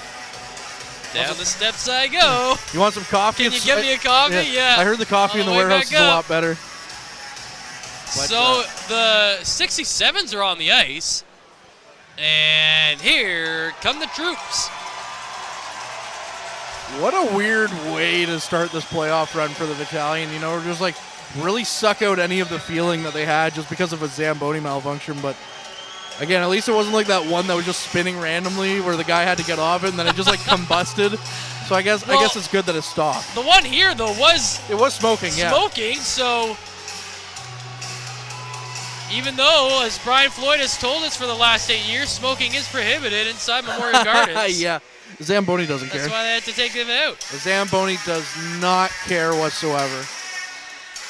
Boy, oh it's boy. Like we're just again filling time here. So as the troops are finally on the ice, but it's like that old meme, the honey badger don't care. It's like Zamboni don't care.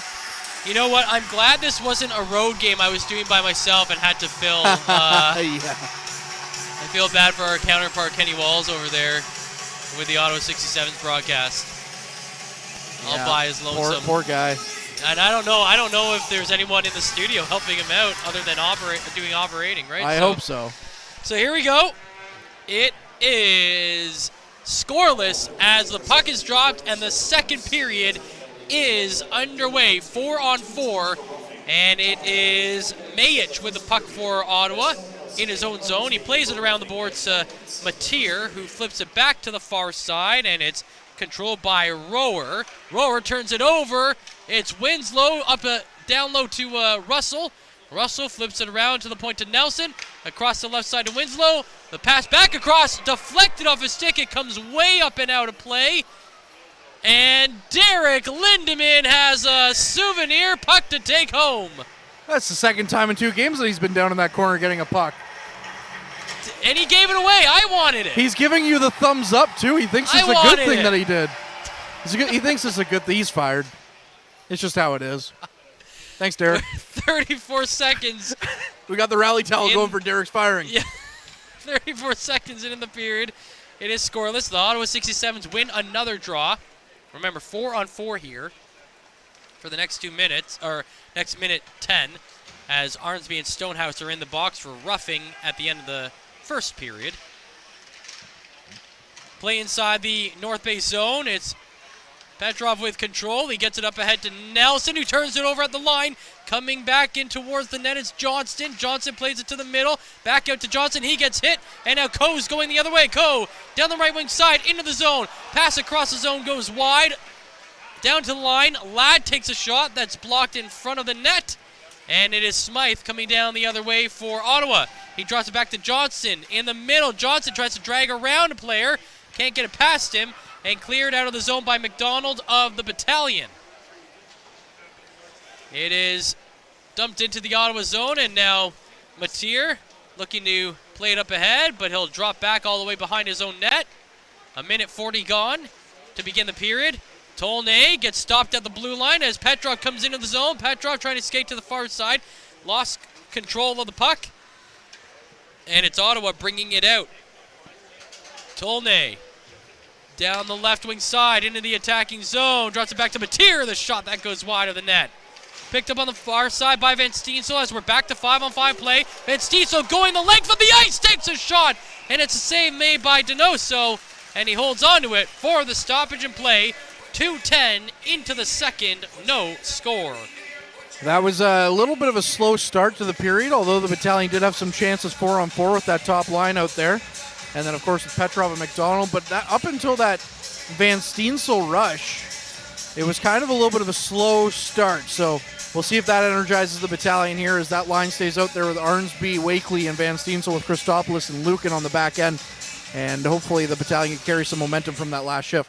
Wakely off the draw, fires it, shoulder save made, and his secondary chance, he can't get it off as Pinelli stops it. Now Van Steensel takes one in, and that one's stopped as well. A couple of big chances there by the Battalion. Donoso standing tall, and he got some help with his defense clearing that puck out of the area.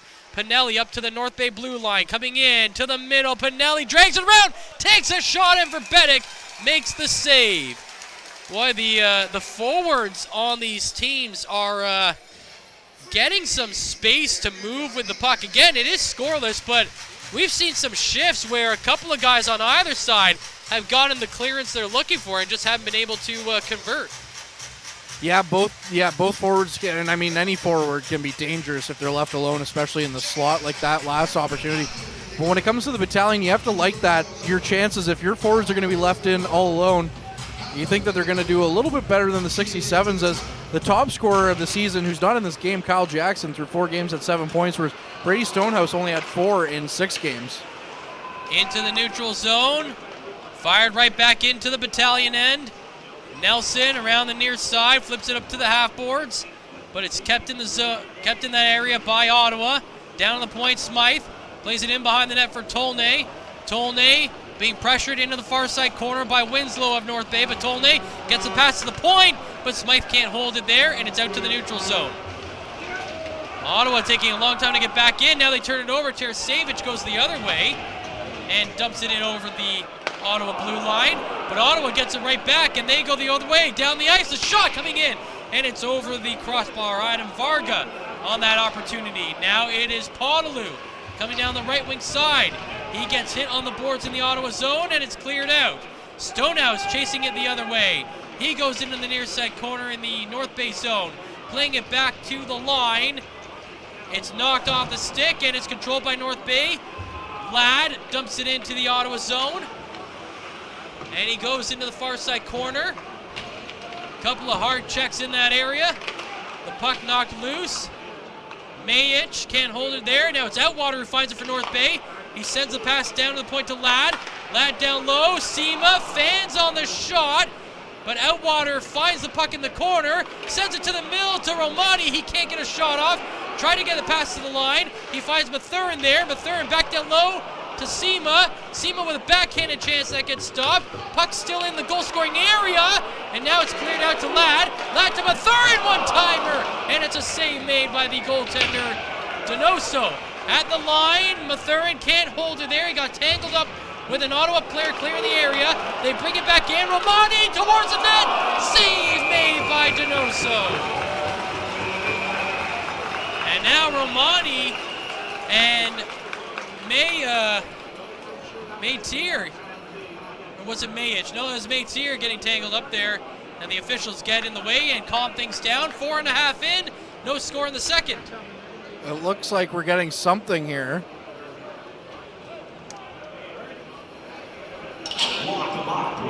Looks like a charging penalty coming here for the 67s, which is strange because, you know, it was weird how it's going to be Mayich who goes, but Arnsby kind of looked like he just kind of, or Romani just kind of looked like he just slowly fell on him as well. So it's a power play for the Troops, and they had a pretty good one in the regular season as they went 25.9%, good for 4th in the league, whereas the 67s had a power penalty kill of 76.0%, and the Troops are now on the power play, which is brought to you by the Noah Strong campaign.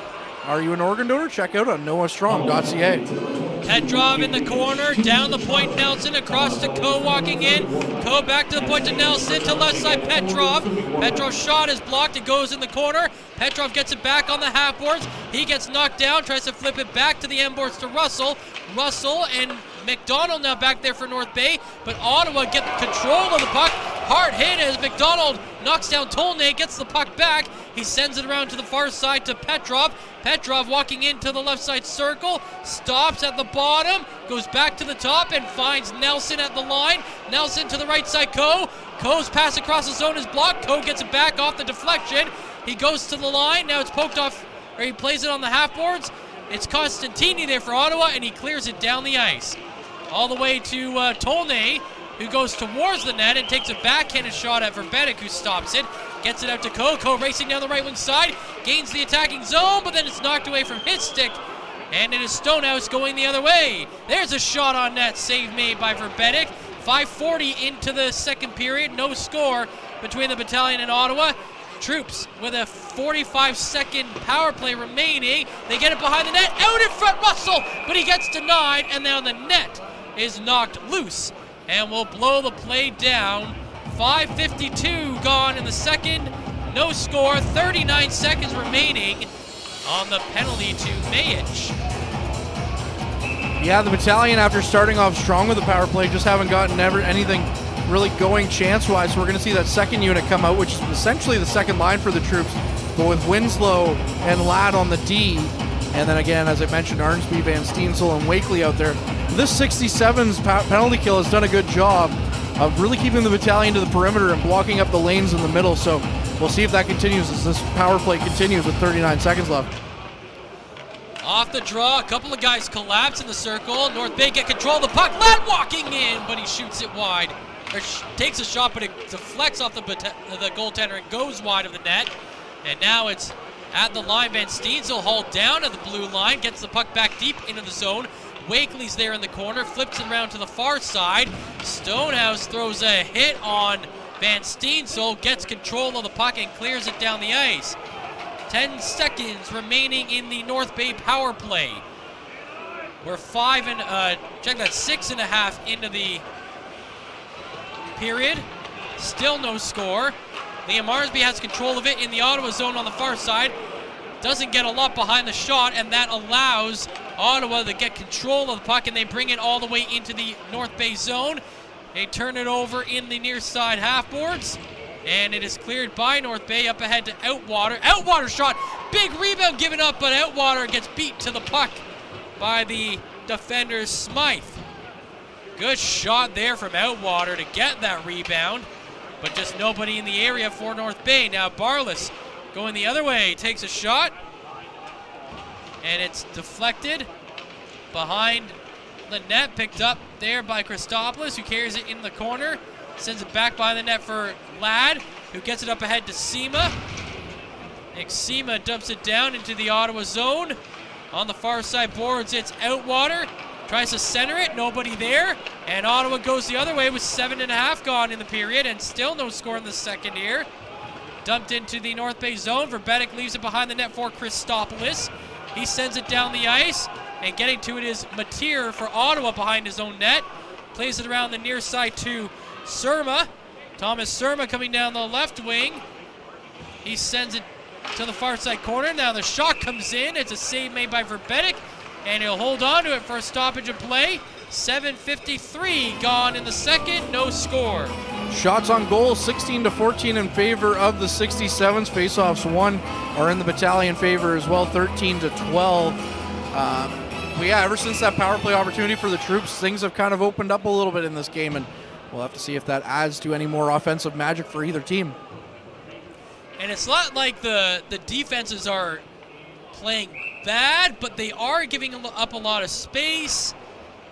But they're also doing well to control the in between the hash marks. So yeah, you know what I mean? It's kind of a midway point on everything. It's kind of strange. Stonehouse behind the net in the North Bay zone. He gets stripped of the puck by Winslow, who carries it up to the North Bay blue line. Across the neutral zone finds Nelson. He gets it over the blue line, but taken away by Mateer, and Mateer tries to get it out of the zone past Russell. Russell throws a huge hit, but it's Stonehouse going the other way for Ottawa. Stonehouse onto the half boards, now lost the puck. It gets flipped around to the far side boards, and it is Petrov who flips it up to the neutral zone to Coe. Coe gloves it down, gets it in front of the net, but the goaltender makes the save, and now in the far side corner, it's Coe and Mayich throwing a couple of hard fists. The gloves haven't come off. It's just some real hard pushing and shoving going on, but it looks like Coe is going to be penalized, probably for roughing.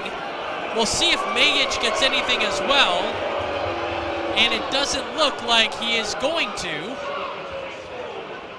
High sticking is the call against Coe. Okay. So you mean to tell me there's potentially 6 more games of this? This has been fun so far. It's been a bit heated, but the Battalion now on the penalty kill, 80.6%. That was 8th in the league, whereas the 67's had 17.6%, 17th in the league. And of course, this penalty kill has been brought to you by, although we don't have a wonderful graphic for you, pucksupport.ca. You go on over to their website, check it out. Pucksupport.com. And go on over to that website and check out their website and check out Brady Leivold's story. And while you're there, check out some of their merchandise as well. So the Battalion on the penalty kill for the first time in this game. No penalties got handed out in that first period.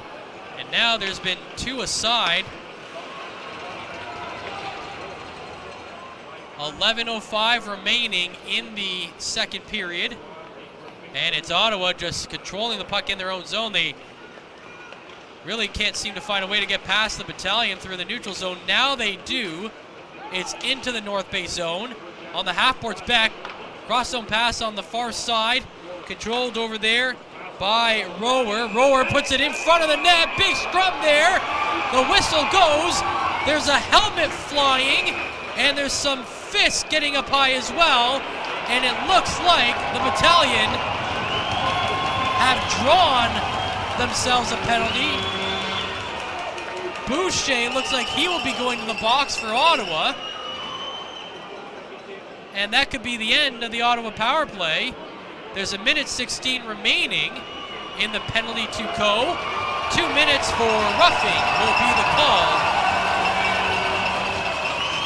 Well, it's fun to have the playoff atmosphere back here in North Bay Memorial Gardens where the fans are getting on every call and reacting and cheering really loud. And you know what? To risk sounding like a broken record on this one, we potentially 6 more games of this, Matt? I think what the call was that the referees were going to let it go, and then that last punch after the whistle to the back of the head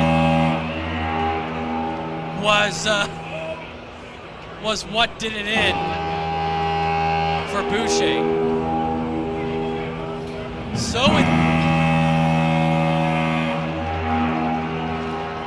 So with 10:43 remaining in the period, it's 4-on-4 once again. 1:10 remaining in the penalty to Coe. 1:50 on the penalty to Boucher.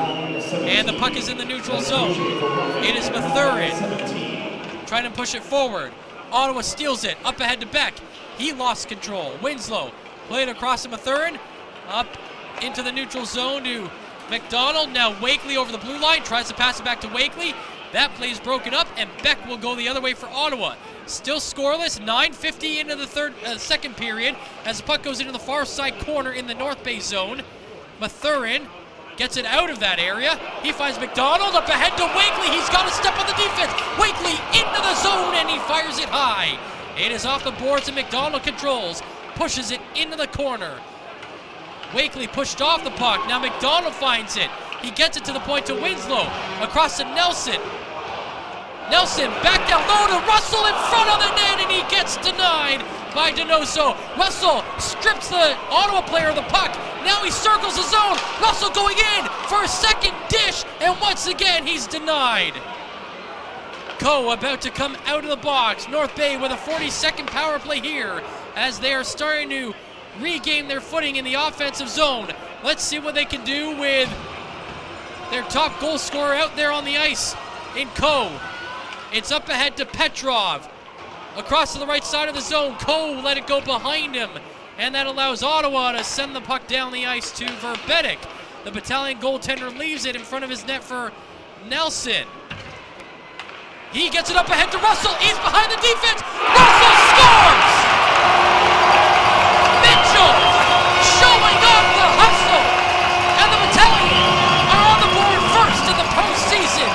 1-0 over Ottawa in Game 1. Mitch Russell had 40 goals in the regular season. He continues it here. And going back to that OHL Coaches Poll, the Hustle was rated as second most underrated player in the Eastern Conference. I don't think he's underrated anymore. Somebody sign this kid. Please. It's remarkable that you can have a 40-goal season and still remain unsigned at this point in the year.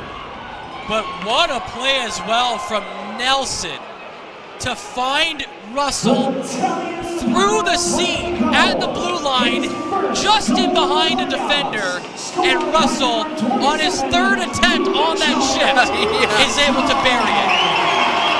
And that will be a power play goal, or it should be, for the Battalion, so they'll be 1 for 2 on the night.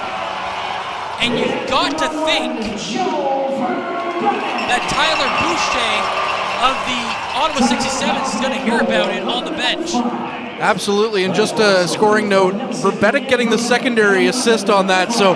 Turnover in front of the net, Sima to Romani, they get denied. Just to finish that sentiment, great play by Verbedek to get things going and be solid for the troops, and I like to think that the Frontline podcast has something to do with that. Behind the net, Grayson Ladd gets thrown headfirst into the boards, although he wasn't in a great position himself when he took that hit, and there won't be a call coming. Now Boucher trying to make up for his lapse in judgment. He takes a shot, and it's a save made by Verbedek, but the rebound comes loose to the line. Smythe down low, the pass back up high is blocked by the Battalion, and they're trying to clear it now. Tarasevic down the right wing side with speed. It's Ponaloo coming in. Kick pad save made by the goaltender Donoso. Now he knows he's got to be perfect to keep his team in the game. Here comes Christopoulos with a shot, and it's just wide, up high, and out of play. Halfway through the second, it's 1-0 North Bay. Here's Bob Coles. Okay, very exciting. Really started with the Brandon Cove Fracas that gave Ottawa a power play, and then the 67's got a little too aggressive with Joe Verbedek. They got a call. That led to the North Bay goal, really, and really got the crowd going for the Battalion, too. Mitchell Russell, he's gotten so many big goals. This is another one. Coming up in our second intermission, we'll talk to a couple of Battalion guys. A guy near the end of his career, Brandon Coe, we hope it lasts at least 2 more months, and a guy just getting it going, Dallin Wakely, who's 20-goal guy, about his first foray into playoff action. But the Battalion really getting involved now.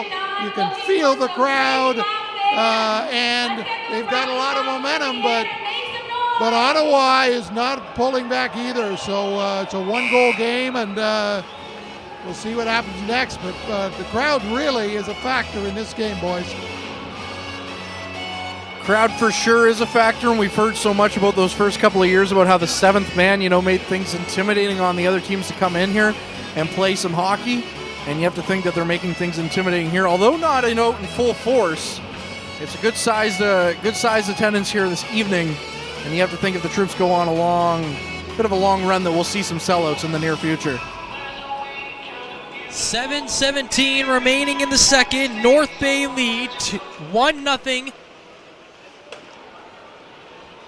Getting that opening goal, as you heard Bob call it, Mitch Russell on that one.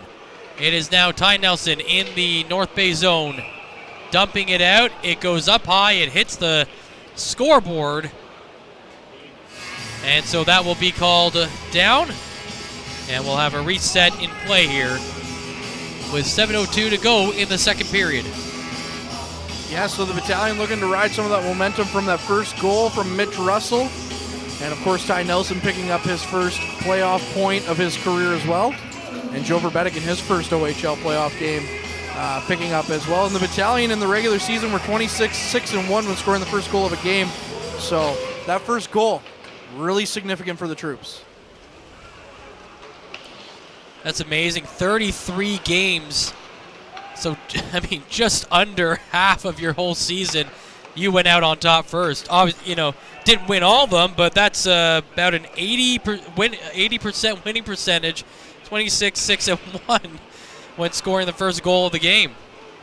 This one coming in the second period of Game 1 of the Eastern Conference quarterfinal. In the neutral zone, it is Russell who has control of the puck, sends it down the right wing for Coe. Coe lost it coming into the zone, and the Ottawa 67 skated back out. It's Beck who fires it down the ice. Stays in play off the high dump in. Into the near side corner. A couple of hard stick checks. Puck still in that corner. Winslow down there for North Bay. The puck gets knocked out of the area. Coe has it. His clearing attempt is off a skate, and it's controlled now by Ottawa. And now in the middle of the zone, Russell got elbow from Johnston. Fell to the ice. No call coming as Ottawa continues to control the puck. Now it's knocked off a stick and out to the neutral zone. Russell will slowly skate to the bench as that puck is out of the zone, and he has an opportunity to do so. Sent down the ice. Romani on the puck off the end boards. Takes a backhanded chance from a sharp angle, but the save is made by the goaltender Donoso. With 5:39 remaining in the second, 1-0 North Bay. Not to be lost in that as well. Russell was on the ice. Petrov came over to basically defend his teammate, so can't be lost on that as well. But you don't. That's not necessarily the player you want to see defending you. Afterwards, seeing as he can hurt you so many ways on the scoreboard. That's right. But it's still nice to see someone come over and try to defend the helpless Russell. And it was weird that it happened literally in the middle of the zone. Russell was like lying between the hash marks, and no one really said anything about it from the officiating side. Ottawa goes offside on that play. 5.5 to go in the second period. 1-0 the score. North Bay has seemingly found something to get those offensive wheels rolling, though, as there's been a couple of those stretch passes where they're sending in one player and he's getting behind the defense in the last couple of minutes here. Yeah, whatever Mr. Nick Morin's doing up here watching the game with his computer and marking down things of note for the coaching staff, whatever he's shown to them in the intermission has definitely worked for them so far. Just call him Coach Yogi. 5:12 to go in the period. Puck inside the Ottawa zone. Sema has it for North Bay in the far side. Sends it to the point to Outwater. Outwater gets it out of the North Bay zone. But the 67's regain possession. Going into the zone. Rower sending it into the corner. Laforme takes a hit. 67's control the puck, though. They send it to Constantini. Now down low. The one-timer is stopped by Verbetic. Back in behind the net, Laforme takes a hit from Romani. The puck knocked away from the far side corner. Now down on the half boards, it's Outwater. He's still stuck there. The puck gets knocked away from that area. Sema has it, and Sema will get it out of the zone, dumping it down the ice. And another good shift from that young fourth line. They were heading in their zone, but they didn't give up a real good scoring opportunity. Got it calmly out of the zone, and got that next line out there for North Bay. Ottawa back into the zone, though. Trying to control the puck on the far side. Tolnay battling Christopoulos. The puck moves along the boards. At the line. Kept in by Ottawa. The shot, it's deflected, and it comes out of the zone. Carried out by McDonald over the blue line. His pass across the zone is deflected, and Ottawa gets it out of the zone again. It's Pinelli going the other way for the 67's. He sends it to the half boards. Knocked down is Boucher. Check that. It looks like Rohrer there. Rohrer battling for the puck. The puck comes down to the blue line, and McDonald gets it out for North Bay. He gets it up ahead of Christopoulos over the Ottawa line. Down to Tarasevic, the shot, and that goes wide of the net. Picked up on the far side by Stonehouse. Coming down the right wing side, plays it in front of the net, and Rohrer was right there. Got a piece of the puck, but it deflected wide. Out to the neutral zone. Podolou trying to control it there. He gets knocked off the puck. It goes back into North Bay zone with 3:20 to play in the second. North Bay clears the puck all the way down to Donoso, and the Ottawa goaltender leaves it for his defense. They clear it down the other way. Deflected into the North Bay zone. Played around to the far side boards. Is picked up there by Van Steensel. Van Steensel and the Battalion, who lead 1-0. Send it down the ice. Big bounce off the end boards. Arnsby takes it, but fires it into the chest of the goaltender Donoso for a stoppage in play. 2:57 to go in the second. 1-0 North Bay. And how many times have we seen the Battalion do that move in the regular season where they would send a big stretch pass up there to go off the kick plate and bounce out in front of the goal? It's almost as if Donoso has seen the replays of that before, because he was ready for that shot from Arnsby and stood tall, and that's probably his best save of the game to this point. The only downside to that play for the Battalion is you're limited in your space if you're going to try to basically one-time it off the end boards. You're picking it up from not a great goal-scoring lane, depending on how you're coming in, but that quick shot, that quick release, sometimes the goaltender doesn't expect it. Absolutely, and real quick, we'll plays back underway. Just have to say, good to see Mitch Russell back out on the ice for the Troops. 2:35 to play in the period. 1-0 North Bay lead. They get it out of their own zone, and it's Petrov down the right wing side to Mathurin, skating to the circle. Mathurin down to the point to Coe. Coe fires it along the end boards. He finds Petrov back there. Petrov skates to the right side, now sends it to the left side boards. North Bay trying to get back onto the loose puck. They can't, as Ottawa takes it away and sends it down the ice. Now it's Mathurin in his own zone. Played to Winslow. Winslow tried to get it onto the stick of Petrov, but he missed it. It bounces off the boards down into the Ottawa zone. Icing called with 2:07 remaining in the second period. 1-0 North Bay lead, now outshooting Ottawa 20-18 overall and 13-7 in this second period. Yeah, the Battalion having a really good bounce back period after being hemmed in their zone for a lot of the second half of the first period. And now it's Ottawa that's kind of on their heels a little bit and looking to get to the intermission. Just down one, or in an ideal world for Dave Cameron and co., tie it up. Petrov gets it up to the line and dumps it into the Ottawa zone. And it's Matier for the 67's, who slowly brings it up to his own blue line, drops it back to Mayich. Mayich up to his blue line now. Gets it up to the North Bay blue line looking for Boucher. It's knocked off the stick of Boucher, but Pinelli gets it at the blue line for Ottawa. He tries to drive to the net, knocked off his stick, and now North Bay, Liam Arnsby goes the other way. He finds Wakely. Wakely down the right wing side. Kick save made. Big rebound given up, and Van Steensel can't bury it. Now another shot from Ladd is stopped. Still in the goal-scoring area, but now taken away by the 67's defense and cleared out of the zone. Dumped into the North Bay end. It's picked up by Christopoulos. He sends it to the near side to Ladd. Ladd, with just over a minute to play in the period, sends it into the Ottawa zone. Liam Arnsby gets control of the puck, tries to center it, but they can't get a shot off.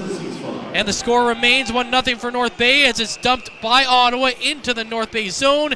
Icing will be called with 55.6 seconds remaining on the clock. And with 55.6 seconds, now would be a good time to tell you about our three period sponsors. It's proudly sponsored by Northern Wood Customs. Find them on Facebook. Tell them you heard this out on the Frontline Game Day broadcast for 10% off of your order.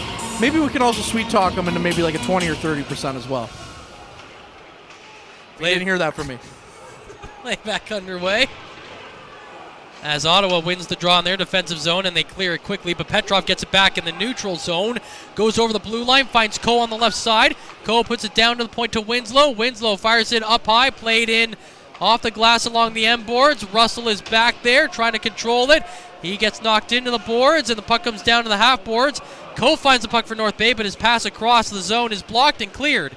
Coe gets it back in the neutral zone, tries to play it forward, again blocked, and with 20 seconds to go in the period, the 67's will dump it down the ice. Nelson has it for North Bay. He plays it back up ahead. Mayich blocks it. He goes into the North Bay zone. Mayich centers to Stonehouse, and a big save made by Verbetic. North Bay tried to send it the other way, but Petrov's pass to Coe was just out of his reach, and so icing will be called against the Battalion with 6.9 seconds remaining on the clock. Yeah, Petrov had a great opportunity to spring Coe in all alone, but he just passed it up a little bit too far. But on the good news for that is that all but Petrov were able to change. So the Battalion getting some fresh, or no, Coe not as well, or Coe wasn't able to change either. So but the Battalion were able to get some fresh recruits out there for the final 10 seconds.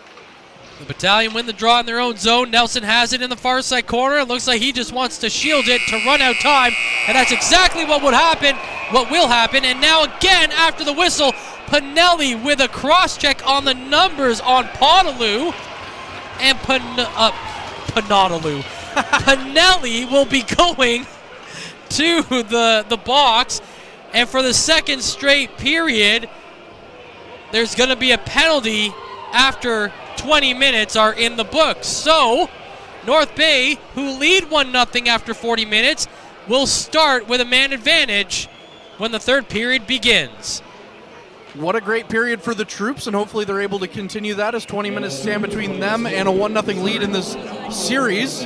But of course, to take it through all of that second period action, we'll turn things over to Bob Coles and Mr. Derek Lindemann for the second intermission report. Gentlemen. Thank you, Courtney. And entertaining period. Battalion a better period, and they got the only goal of the game. And they'll be on the power play to start the third period, which is always a good sign. You get that big unit out there to start the period when you have a 1-goal lead, and only good things can happen. Around the OHL tonight, Hamilton, no surprise, up 4-1 on Peterborough. Mason McTavish with one of the Hamilton goals. Also Kitchener and London, 2-0 for the Rangers. Remember, they're going back-to-back. They'll play tomorrow night in London as well. Sarnia Windsor, Alex Christopoulos, a former North Bay player, with one of Windsor's goal. Ben Gaudreau in net. Shots 23-5 in favor of the Spits. Guelph and Sioux, the Greyhounds up 3-0. Ty Cartier with 2 of the Greyhounds' 3 goals in that one for John Dean and company. As for the stats in this one, 1 goal. The shots in that period, 15-8 North Bay, 22-19 overall. Power plays 0 for 1 for the 67s, 1 for 2 for the Troops. Faceoffs won 19-8 in favor of Ottawa. The lone goal, Mitchell Russell from Ty Nelson and Joe Verbetic on the power play at 11:05. Penalties, Matthew Mayes for charging at 4:31. Brandon Coe for high sticking at 8:33, which I thought was a huge penalty because it really got the Battalion going, I think. And then Tyler Boucher, while North Bay was shorthanded, got a roughing call in front of Verbetic at 9:17, and so North Bay had a few seconds of power play time, and he scored on Mitchell Russell's goal. Derek Lindemann joining me. I'm Bob Coles in the intermission with the Battalion up 1-0, Derek, and it seemed that play with Coe getting they called high sticking. They could have called cross-checking, but they called high sticking. It left North Bay short-handed, but it seemed to get the team going, and they killed off what they had to in that penalty. Then Ottawa got a penalty, and North Bay opened the scoring. Yeah, that first call on Brandon Coe, I was standing right there in the corner. He took a cross-check. Maybe he was a little late poking at the puck that Donna Sue was covering up. It still was before the whistle. He took a cross-check to the back. He turned around and cross-checked the Ottawa 67 player up in the shoulder area, that head area. So that's really the only penalty, but it just brought the team a little bit closer together. Everyone went in, had a discussion with an Ottawa player, and it just seemed to settle down the nerves. It's like, oh, we're in a hockey game. Let's settle down and let's play our own game. Ottawa came back, couldn't control themselves, taking that penalty in front of Joe Verbetic. And the Battalion, who had the 4th top power play in the OHL this year, capitalized on their short, albeit power play there to get that goal-ahead goal. Mitchell Russell doing what he does best, using his speed, going through the middle of the ice to create space for that goal. Yeah, over 40 goals on the regular season, and his first playoff goal here in 2022. It seemed the long delay affected both teams. There wasn't a lot of hitting in the first few minutes of the second period, and it seemed that incident with Brandon Coe really ramped up the heat. It did, and that's the type of the game plan that I wanted the North Bay Battalion to come out in that second period. Is they gained zone time because they were being tough on the forecheck. They were hammering bodies.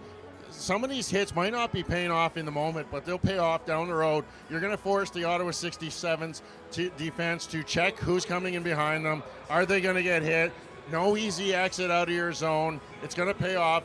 Game 2, third period today, and down the stretch. The little things that you do today to set that tone are going to pay off in the future. Well, Brandon Coe is a big part of the present, and for the North Bay Battalion, and Dallin Wakely is a big part of the future. We had a chance to visit with both of them yesterday. First, Brandon Coe. You're one of the, I guess, 2 guys in the team that's actually played an OHL playoff game. 3. 3? Is there 3? Who's the third one? Grace. Yeah, but not for the Battalion. Not for the Battalion. Good point. Are you getting asked at all if there's anything different, or do you offer any advice, or just go out and play your game? No, we talked about it yesterday, how basically, I guess there's only 3 of us, so I don't know what that percentage is. That's played a playoff game, but we have a lot of young guys that have developed over the year, and I think they're getting stronger as the games go on, and the more important the games are towards the end of the year. So I think we'll be fine going into playoffs.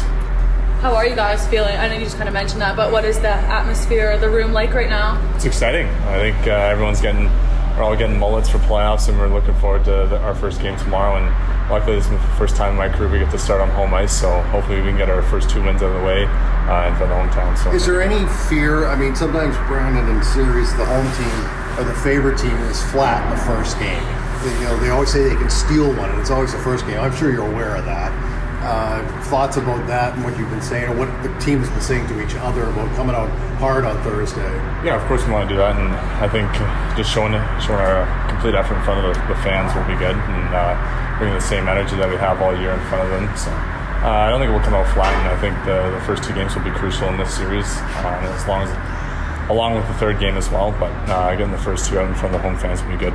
Is it a good thing you're playing Ottawa in the sense that, you've had a good season series with those guys, 4 of the 6 games really close, rather than play someone who sort of dominated in every game? Yeah, I think it's good. I think there'll still be a tough competition, but rather if we played Peterborough or Oshawa, I think it's the same result that we're looking forward to, is getting the first 4 wins out of the way and moving on to the next round. So whoever we play is going to be the same competition, but I think we'll match up nice against Ottawa. How much do you think the fans can help you guys this series, especially starting on home ice? Oh, it's crucial. I think having a good fan base is huge in the first 2 games, and then moving on to Ottawa, we'll see what they have as well. But I think having home ice is huge, and I don't know how the fans will come out this year for us. So. Now, Professor Russell wanted me to ask you a math question. What is 3% of 100? I got no comment on that. I'll ask you. The whole team's out here watching. I knew they were going to ask something. That'd be .03, by the way. Just what's how do you elevate your game for the playoffs, and maybe from your experience, these smart asses in the background, how do you help them kind of win their first OHL playoff game? Yeah, I think along with myself and Mitch Russell and Grayson, I think we got to bring our knowledge of the playoffs into play, and bring the competitive aspect to it. I think just bring my same game that I did all season. Try to bring more physical play as well, in the harder games. But I think just playing the same game I did all year will be just fine, and try to bring a little bit more as well. How different is it compared to just a regular season game? I think it's more intense. Every game's a must-win. And I think just the competition rises, and the physical part of the game gets a little bit more intense. But I think it's not too different. I think it's just a little bit faster, a little bit more physical. What did you learn from that? You played a powerhouse team, Niagara, like Jason Robertson's 2 years in the NHL now. Tell me what you learned as a player in that series against the Ice Dogs. I think just bringing your game every night. I think in that series, obviously we played a powerhouse team, but I didn't think the first couple games we brought our complete game. But I think learning from those years, especially my first year when we played Kingston, my first playoff series, was definitely a big eye-opening situation for myself. And I think just bringing the game right from the start is what you have to do, and you can't take a game off. You hit a big milestone. Just a question on that this year, getting to 100 points. What did it mean to you that it came in a season where you led with example, but you also led off the ice? I think it's awesome. I think it's definitely a goal that you set in mind. I don't know if you want to reach 100 points, but I think you always want to get the most points as possible out of yourself and have a good year as individual statistics and stuff like that. But it was nice getting on away night, and especially doing it at home as well. I had a lot of family in Barrie the game before, and I had 2, and I just needed 1 more to get the 100 that night. But it was nice to do in front of the fans, and especially on away night. Especially with everyone, with all the overagers getting a point on that play, so it was kind of cool. I want to ask you one more in all seriousness.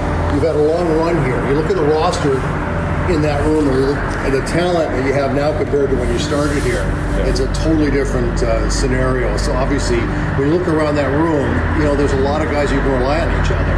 Yeah, it's huge. I think we have a good mix of guys. We have a few older guys, but for the most part, our team is really young, and a lot of first-year guys. So over half of us are first-year athletes. So I think it's a good mix that we have, and a lot of younger guys have stepped up, especially Lakes. He's putting up a good year. He had 20 goals. I can't remember the last time I've seen a rookie get 20 goals. So it's pretty big, and hopefully he can keep it up, and the younger guys can make a big push for us in the playoffs as well.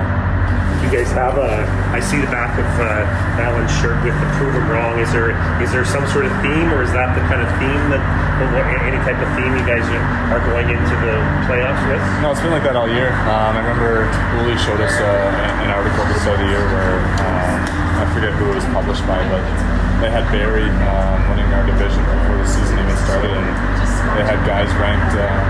Draft eligible guys ranked on that team a lot higher than what they have on our team. So I think that was the message the whole season, just prove everyone wrong, and the job's not finished yet, so we're ready to go for the playoffs as well. Thank you. Thanks, Brandon. That was Brandon Coe yesterday, and just a little insight into the math question. The whole team watches the interview. Mitchell Russell says, ask him a math question. And it just shows you, Derek, how loose this team is, how together they are as a team, and you just get, every time you deal with the players on this team, you get that sense that great chemistry in the locker room, on the ice, off the ice, everything.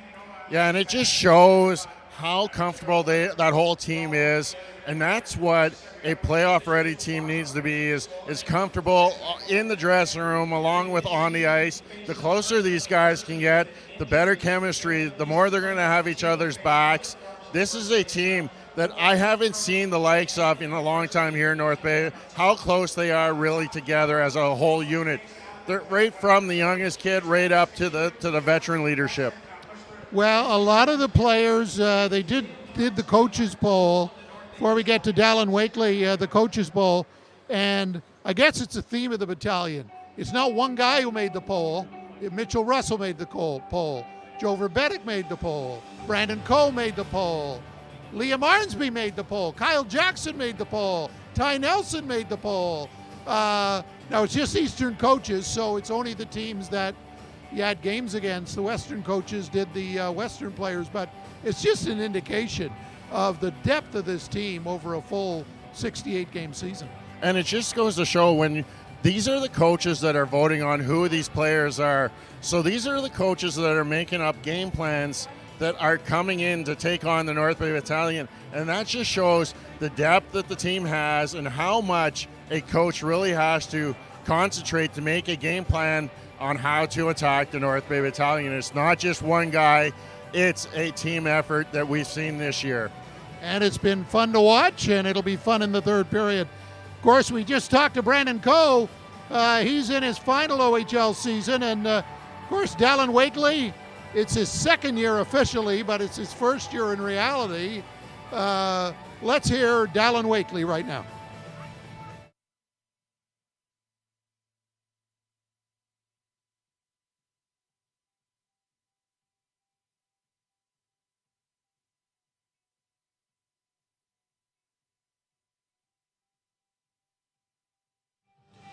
Well, we're going to try and get that together, Derek, and let's talk a little about Dallin Wakely. I mean, 20-goal season. Everyone talked about Ty Nelson going number one, deservedly so, but he's a guy who's just gotten better throughout the season. I found it interesting last week with well, I think I learned a lot. Russell, he stepped up big time, and they came back. They didn't beat Oshawa on Sunday, but they got a point, and he's going to be a real leader. We're ready for him right now, so here's Dallin Wakely. Well, I think I learned a lot over the course of the year, just watching the other guys and kind of realizing, 90% of your game isn't good enough. You got to be 100% every night. I think down the stretch there, given an opportunity to kind of play up in the lineup with some different guys, I tried to make the most of it and put some pucks in the net. Do you think tomorrow night for you is going to be just another game, or is it going to be a little more emotional, a little more adrenaline for you? I'm sure there'll be a lot of emotions, a lot of adrenaline for sure.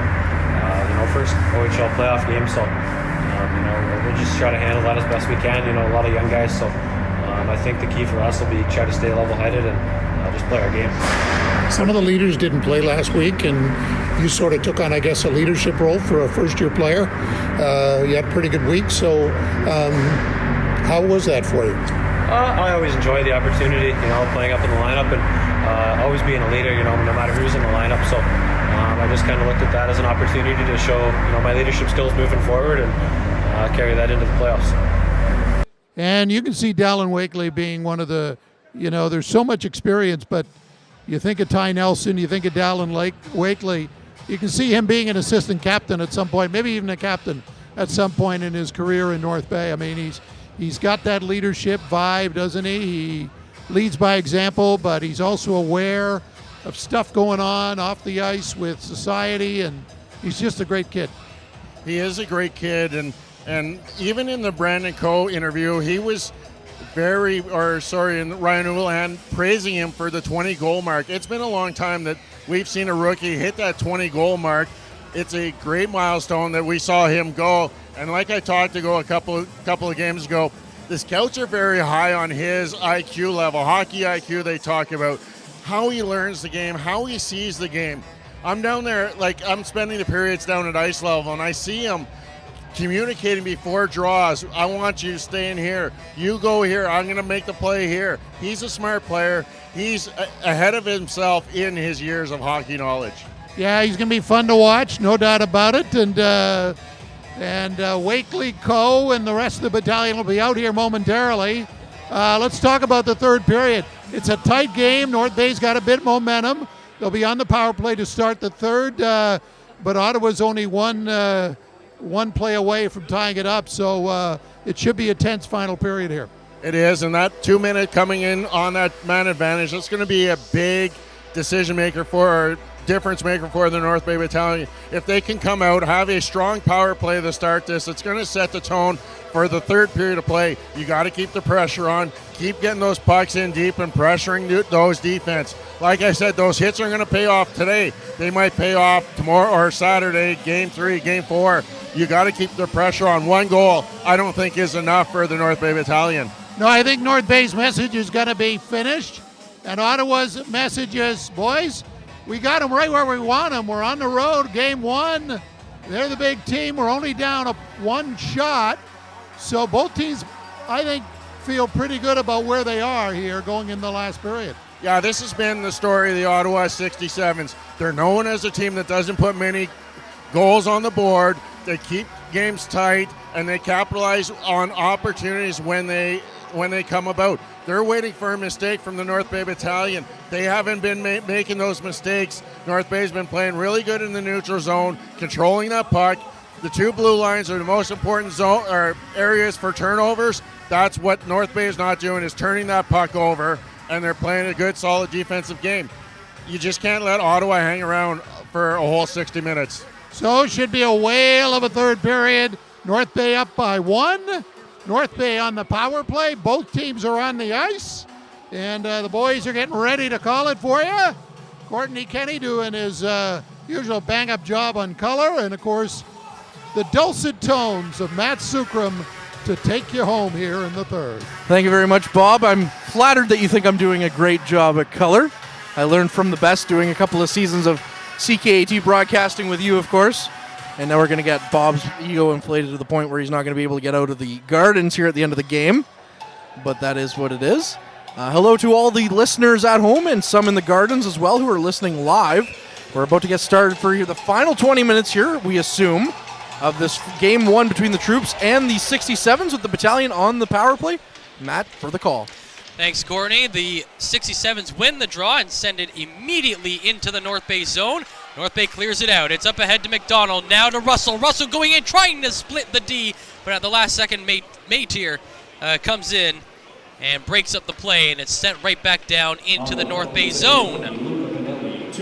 25 seconds in, North Bay starts out with it again. McDonald gets it over the blue line, and then his pass to Petrov goes to the half boards. McDonald picks up his pass off those boards, tries to find Russell in the middle, but Ottawa doing a great job of blocking him and sending it back down the ice. 45 seconds in, and North Bay move the puck down the ice. It's Petrov at the blue line, goes in to the left side, circle, sends it to the corner to Russell, down to Nelson, across to the right side. Coe walking in, tries to play it across the slot. That's broken up by Ottawa, but not cleared. Russell keeps it in. It is Petrov for North Bay. Across to the far side to Coe. Go to the line, Nelson, across a Petrov one-timer just wide of the net. The puck ricocheted off the end boards and out to the neutral zone. 44 seconds remaining on the power play. Nelson up to the blue line and dumping it back in. A couple of guys will get off the ice for North Bay to get some fresh legs out there, as Ottawa will dump it back down the ice with 30 seconds remaining on the North Bay power play. It's their third of the game. They're 1 for 2 so far on the night, with this being their third, and they're 1 for 1 on the penalty kill. The penalty kill only lasted about 20-30 seconds back in the second period. North Bay go offside trying to bring the puck in over the line, and so with a minute and 15 seconds gone, North Bay up 1-0 with 17 seconds left on the power play. And as much as we love you listening from home or even in the Gardens, come on out to the Gardens, taking Game 2 here on Saturday. This is a team you're not going to want to miss at all, and it's great atmosphere. And even though it isn't the biggest crowd we've seen in all the time that the Battalion have been here, it's certainly one of the loudest here this evening. Yeah, they've been in it right from the start, and the Battalion are looking to reward them with another goal. They lead 1-0, 2 minutes into the third period, as out of the box is Pinelli, and so we're back to 5-on-5, and it's Wakely going down the ice for North Bay, gets in front of the net, but he gets hooked and can't get a shot off, and that hook will send Ottawa back to the box with a minute and 12 seconds gone. Check that, 2 minutes and 12 seconds gone in the second. In the third, I swear I will get it at some point. North Bay going back on the power play. And once again, this power play is proudly supported by the Noah Strong campaign. Are you a donor? Head on over to noahstrong.ca to check your status and see if you are indeed. And of course, 90-some% of Ontarians agree with being a donor, but yet only it's only in the 30% that have actually registered. So keep that in mind when you head over to the website as the Troops start this next power play. North Bay win the draw in the offensive zone. Behind the net, now to the near side, Petrov. Petrov into the corner. Behind the net to Russell. Pass back up high in the zone to Coe. Down low to Russell. In the middle, McDonald fans on it. Walking in for the shot, though, is Nelson. And then he fires it wide. It felt like McDonald planned to fan on that shot with the way Nelson reacted to picking up the loose puck. He'll probably say, yeah, I meant to do that. Yeah, there was one assist he got in Sudbury where his stick broke on him at the blue line and went in for Van Steensel, and I'm sure if you asked McDonald after that one, he planned that one out too. 45 seconds already gone in this fourth power play of the game for North Bay. They lead 1-0, now 3 minutes into the third, and it's Petrov who has the puck for the Battalion inside his own zone. Plays it up ahead to Russell. Russell lost it coming over the blue line to Tolne, and it's dumped back in. Ottawa doing a very good job so far in this period of having those quick shifts, although they've only played about 40 seconds, not shorthanded yet. Winslow stuck in his own end, and Beck steals the puck in front of the net, he scores! Jack Beck, shorthanded, ties this game. Jack Beck doing his thing there, shorthanded, and really making the Battalion pay. He scored 22 goals in 36 games played this year, so he's a great goal scorer for the 67's. And you had to think that one goal wasn't going to do it here for the Battalion this evening. And now they have the 42 seconds now to try and rebound and go and get another one. But what a giveaway by Winslow over to Ladd, and then Ladd just, mental lapse there right in front of Verbetic, leaving him back all alone with that pickup right in front of Verbetic's net. Battalion allowed 7 shorthanded goals in the regular season, 2 of them to the Ottawa 67's throughout the course of the year, Sermon and Stonehouse. So now the Battalion, with 25 seconds remaining on their power play, look for control of the puck in the Ottawa zone. Played across to the near side to Arnsby. Arnsby to the point to Ladd, back to the left side of Arnsby. It kicks off his skate, and Ottawa gets it over the blue line with 10 seconds remaining in the North Bay power play. Dumped down the ice again, and that will end another power play for the Battalion. So we're back to 5-on-5 with 4:20 gone in the third, and it's 1-1 now between North Bay and Ottawa. Stonehouse for the 67's gets it up to the blue line. Stolen by Mathurin in the middle to Romani. He can't get a shot off. It goes to the far side boards. Outwater tries to dump it deep into the zone, but it's blocked and cleared by Ottawa. Wakely from the neutral zone fires it forward. It deflects off a stick and goes into the Ottawa bench. And so with 4:37 gone, it remains 1-1 in the third. I can just see over the scoreboards, over into the standing room, there's a fan over there with a full-sized Battalion flag. It's not upright this second, but it was going during the play. That's just waving around over and across from us, and that's just great, passionate fans that you like to see here at the Gardens. Playback underway, puck inside the North Bay zone. Nick Sema has control of it, and he gets it out of the area for North Bay. Over to Romani coming down the left wing side, and North Bay go offside. And that's been a rare offside call against North Bay. They haven't had too many of those in this game. 4:55 gone in the third. 1-1 the score. Yeah, those offside calls, especially when you have the possession, you're coming down flying, are just little mental lapses for the Battalion. You don't like to see that, but hopefully they can put that aside here for them going further with these final 15 minutes left in this third period. And they're able to weather this storm from the 67s and get back on track here shortly. Ottawa win the draw in the neutral zone. They dump it into the North Bay end. North Bay looks to play it out quickly. Kept in at the line. No. Tolnay was actually behind the blue line when he caught the puck out of the air and then tried to bring it forward. But the officials saying that his skates were too far gone behind the line. So with 5:06 gone, we get another face-off. This one right in front of the North Bay bench. Off the draw, a bunch of bodies in the middle of the circle now, and it finally gets kicked out of that area. Picked up by Nelson behind his own blue line, over to Winslow, and Winslow dumps it into the Ottawa zone. Behind the net, it is played there by Gilshane. He gets it up on the right wing, and now it's up ahead. Tolnay to the North Bay blue line, dumping it in. Sermon following it for Ottawa, and he is pressuring Winslow on the end boards behind the net. Nelson trying to help out his defensive partner. They kick it around to the far side to Coe. Coe turns it over in the middle. Ottawa trying to get a shot off, but they never could, as the Battalion defense collapsed quickly in the slot and make sure that they cannot get a shot away. Now Nelson dumps it down the ice to Russell. Russell going in, takes a shot, save made by the goaltender, and then Russell pushes the puck in, and it's going to count as a goal. The hustle comes through once again, and the Battalion lead 2-1. Well, Mitch Russell, like we mentioned earlier, as he was voted one of the most underrated, not overrated, one of the most underrated players by the coaches in the league.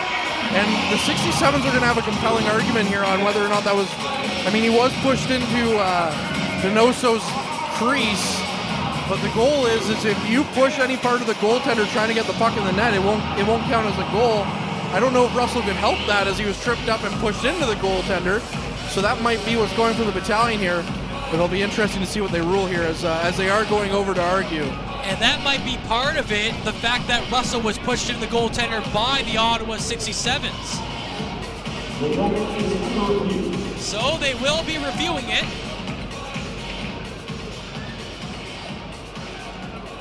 And again, it's where and when did the puck go over the line in relation to that play? Well, the Battalion are already lined up for the face-off. They're ready to go. As Arnsby now skates over to the penalty boxes. They might have the argument in the fact that Donoso never had control of the puck, but then did he have an opportunity to make a save? There's a lot of factors you got to weigh here in this decision. This game has a little bit of everything so far, I would say. Ryan Houlihan talking to the referees now, getting a little animated as we see his hands going, so it'll be interesting to see what he's being told. I wonder if he thought maybe there should be a penalty called if the puck did go on the net, maybe on another hook on Russell, but anyway, looks like we're about to get the call here. The officials have their helmets on, and it's a goal.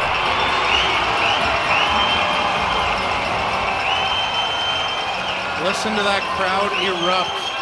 Absolutely fantastic here at North Bay Memorial Gardens. The 67 skate over again, looking for another explanation. Now, what will be interesting to see is, and now they're going to have another review. Oh, this is, I remember a few years ago, there was a goal called against the Owen Sound attack, and then they went up and reviewed it, or it was the Owen Sound attack had scored against the Battalion. They went up and reviewed it. Referee said no goal. Owen Sound put up a hissy fit, and they came back over, reviewed it again, no goal, or it was a good goal. Yeah. And the Battalion bench at that point in time did not like that call at all. And that's kind of the thing, right? So they're challenging goaltender interference now, is what we just heard from Mike Brito. See, and that's what I was talking about. So it's, where is it when it goes over the line, and does the goaltender then have an opportunity to make the save? So the initial review, I think, is just to say, did the puck go in before maybe the net came off or anything? Now we're reviewing the legitimacy of how the puck went into the net. Yeah, and my argument to that would be is if you watch Russell, it's not his fault that he got tripped up going into the goalie.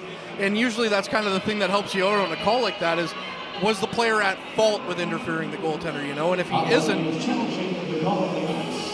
so again, they're challenging the goalie interference. But again, Russell didn't have control of himself. The initial review was just for whether the puck went in or not. So the CHL app says it's a goal, so let's just go with that. I mean, this is bizarre. It's, again, did the puck go in the net initially? The call in the ice says, yes, it did. Now, it is a challenge to see, did the goaltender have a legitimate chance to make a save without interference on the ice? And that is what we're looking at well, not us. That is what the officials are looking at right now. It's a little interesting, speaking of goaltenders, that both Verbetic and Donoso were down in the same position for a little while. Staring well, I don't know about daggers, but they were staring at each other until one of them moved. Then Verbetic got up, and now Donoso's still down there looking down the ice to where, his goaltending adversary skating around. But it's tough. It's a really tough call. It is, and I gotta ask. I've never been a goalie at this level of hockey, but I gotta imagine with the delay in the second period, and now this kind of delay. I mean, what is going through your mind as a goaltender, considering that coming out of this you could be tied. If you're Donoso, you could be down 2-1. I mean, what do you think's going through their minds right now? Well, it's got to be a little wild, right? And I know the only sport that I can really speak to is like with baseball, you see pitchers need a little bit of a warm-up after an umpire or a college challenge on the play and whatnot. So I don't know if that's going to be the same case here. I mean, these guys want to keep moving out on the ice because they haven't seen a puck for a couple of minutes. They haven't, had to move in a couple of minutes. And it's going to be tough, and you got to think the reaction or something might not be as sharp because it's been a few minutes now. There will be, check that, there is 5:58 gone in this third period, and the officials now have their helmets off, and we'll see what the call is. It is a goal!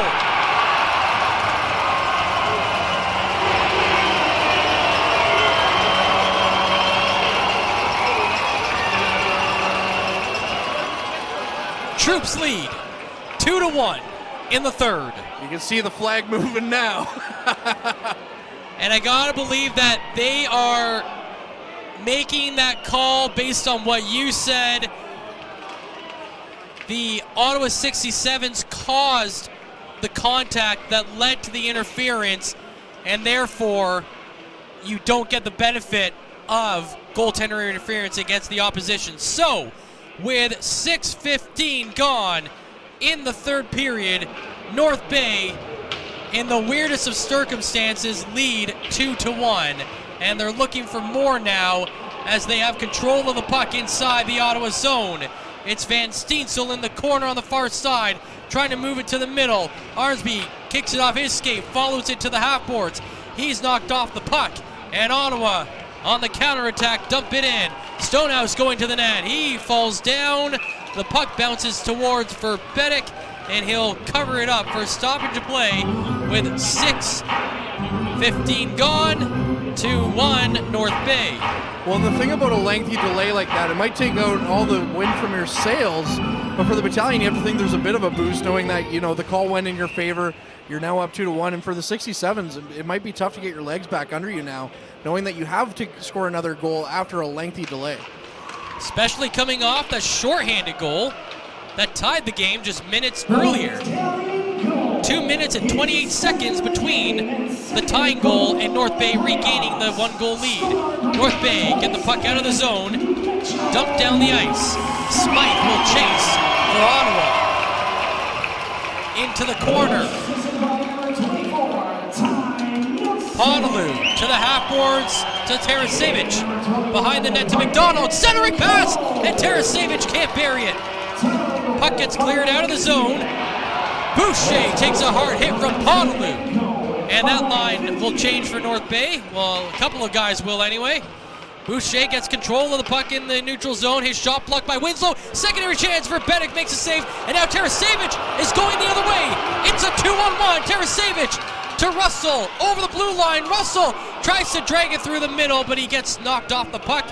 And that allows Ottawa to go the other way with control. Rower dumps it into the North Bay zone. And coming out of the corner is Mathurin. Approaching the 8-minute mark of the period. 2-1 North Bay lead.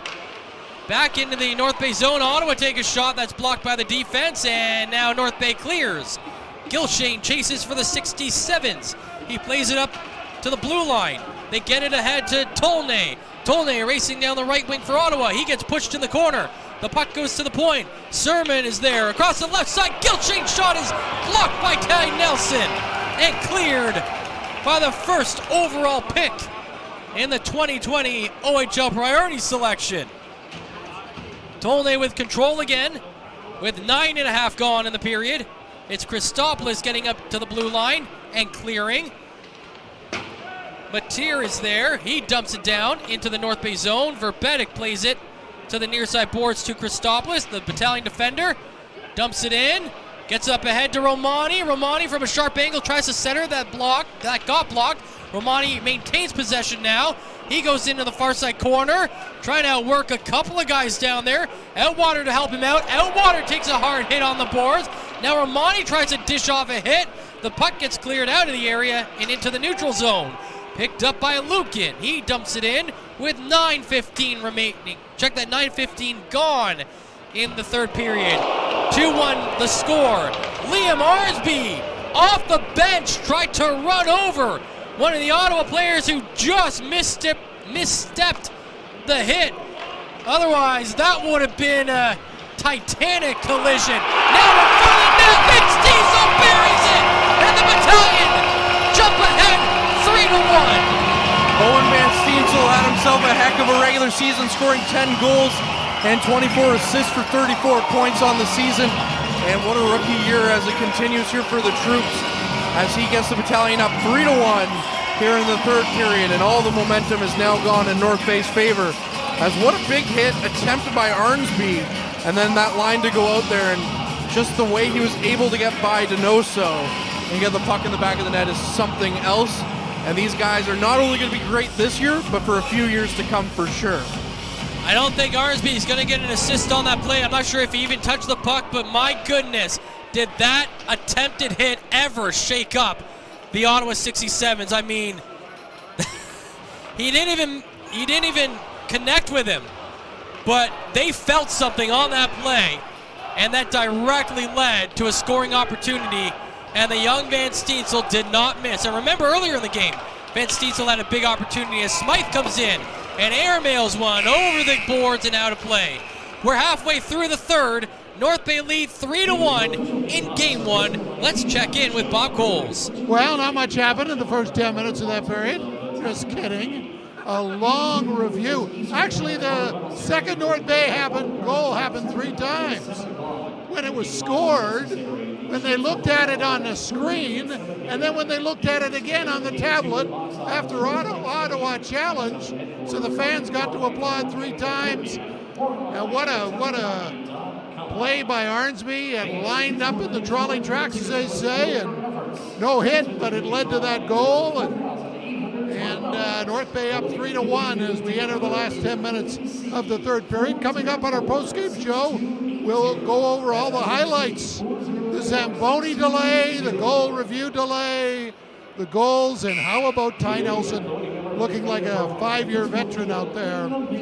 Hard to believe he's in his first playoff game. 48-12 on the 50-50, 23-27 the crowd. Should be an exciting last 10 minutes, boys. Well, I tell you, even though the crowd is at 23-27, it certainly feels like it's a lot louder than that in here. And that's also the 50-50s over $4,000. That's the highest I've seen 50-50 in a long time. Although after going to the Jays home opener, and seeing that the 50-50 was up to over $400,000, that's a little, 4,000 is just peanuts, but it's still a nice little take home for someone here tonight. The Blue Jays 50-50 actually ended up going over $1 million. The winner walked away with $1 million. Must have been nice, eh? Yeah, no kidding. Playback underway. Ottawa buzzing around the area. The shot, that's blocked. And North Bay trying to get it out of the zone, and they do. They actually get it out of the zone and into the bench. Hopefully the equipment manager, Mackenzie Campbell, it looks to be okay as that puck came near him. But the Battalion, they're leading 3-1 on the scoreboard, 3-0, 5-on-5. The goal that Ottawa scored came on the North Bay power play. In fact, you've got 2 goals that have been scored on North Bay's power play, one for themselves, one shorthanded. And then you've got Mitchell Russell and Owen Van Steensel's goal coming in 5-on-5 play. So now Ottawa down 2, take a shot, big save made by Verbetic. There was traffic in front, but Verbetic saw that one coming in and kicked out the right pad to make the save. Now Ottawa again in the area, but they turn the puck over, and Petrov clears it down the ice. 9:15 remaining in the third period. 3-1 North Bay lead. It's down to the point to Winslow. He flips it into the corner for Coe. Walking to the middle, he finds Russell, whose shot gets stopped. Russell with 2 goals tonight. Still making things happen out there for that top line. The Ottawa 67's clear it into the neutral zone. Shot right back into the into the Ottawa end by the Battalion. Ottawa back on the puck. Mateer carrying it out and dumping it down the ice. Verbetic behind the net. Sends it to the corner to Christopoulos. Christopoulos tries to play it down the far side boards. Now to the line. Across to the right side, Constantini. Fans on the shot, Outwater, diving, breaks up the play, and it's sent down the ice. In the neutral zone, it's Constantini on the puck again. Drops it to the blue line.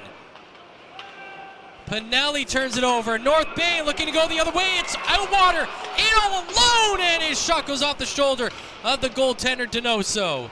Outwater, who's had a really strong game tonight, backhands it in front of the net to the right side. Romani's shot is blocked. Outwater again with yet another opportunity for his team. Under 8 minutes to play now in the third. North Bay retaining that 3-1 lead. Almost made it 4-1 on that last shift from the Young Guns. And now Pinelli down the other way. He gets in front of the net and his shot goes wide. In behind the net, Christopoulos, he sends it up to the left wing side. It's Van Steensel, who has one of the North Bay goals tonight. He sends it down the ice. Going into the far side corner is Arnsby. He flips it back behind the net. It's taken away by Ottawa. The 67's down 3-1, coming down the ice. Boucher on the right side. He goes into the corner, leaves it in that corner for Beck. Beck with the goal on the shorthanded opportunity for Ottawa. He turns it over behind the net.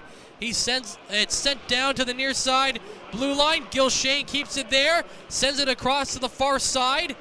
Shot comes in wide of the net, in around to the near side. That is Mathurin who takes a hit, but the Battalion defender gets it to the captain, Arnsby. Arnsby escapes some danger in front of the net there and gets it cleared out of the zone. 7 minutes to play in the third. North Bay up 3-1. It is picked up in the Ottawa zone, and it is Varga racing down the ice, trying to go coast to coast here. Behind the net, he tries to center it, but he gets blocked and then hit and lost the puck in the process. It's down to the point. Mateer keeps it in the zone. His shot blocked by Tarasevic. He gets it up to the blue line to Podolou. Podolou coming down the right wing side. He takes a hit going into the Ottawa zone, and the 67s get the puck up to the line and cleared. Varga racing down the right wing again.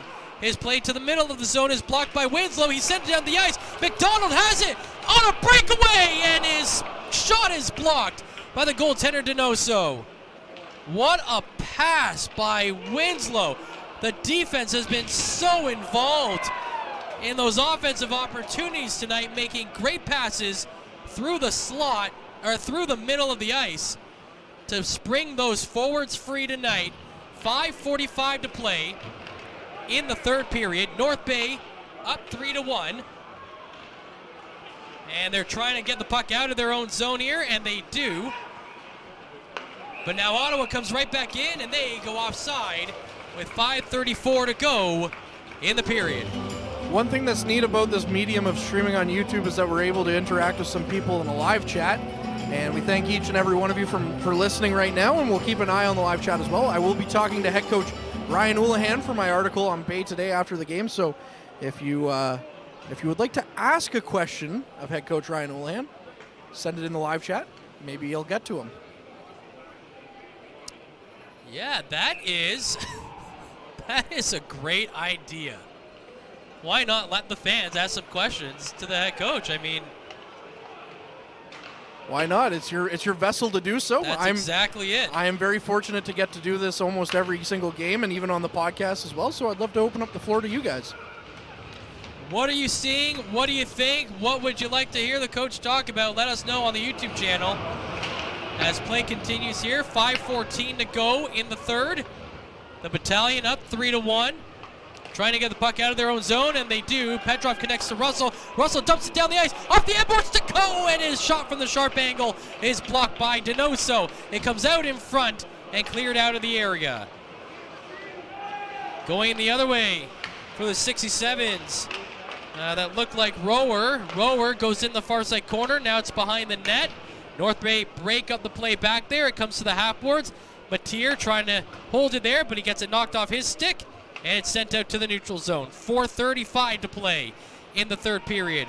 3-1 North Bay lead. Ottawa brings the puck right back in, but they turn it over. And Mathurin clears it out to Wakely. Wakely lost it in the neutral zone. Stonehouse takes it away. He dumps it in. Mathurin will get to the puck. And they're going to call offside against Ottawa, as one of the players never cleared the zone on that next dump in. Yeah, a little bit of a momentum killer there for the 67s that were buzzing a little bit. And we'll see how that affects them moving forward. Hopefully it does negatively for the Battalion's sake. But again, this has been a tight game, although the score says 3-1. And it's been a very fun and entertaining game to call. And again, if we have a potential, more games in this series, sign me up.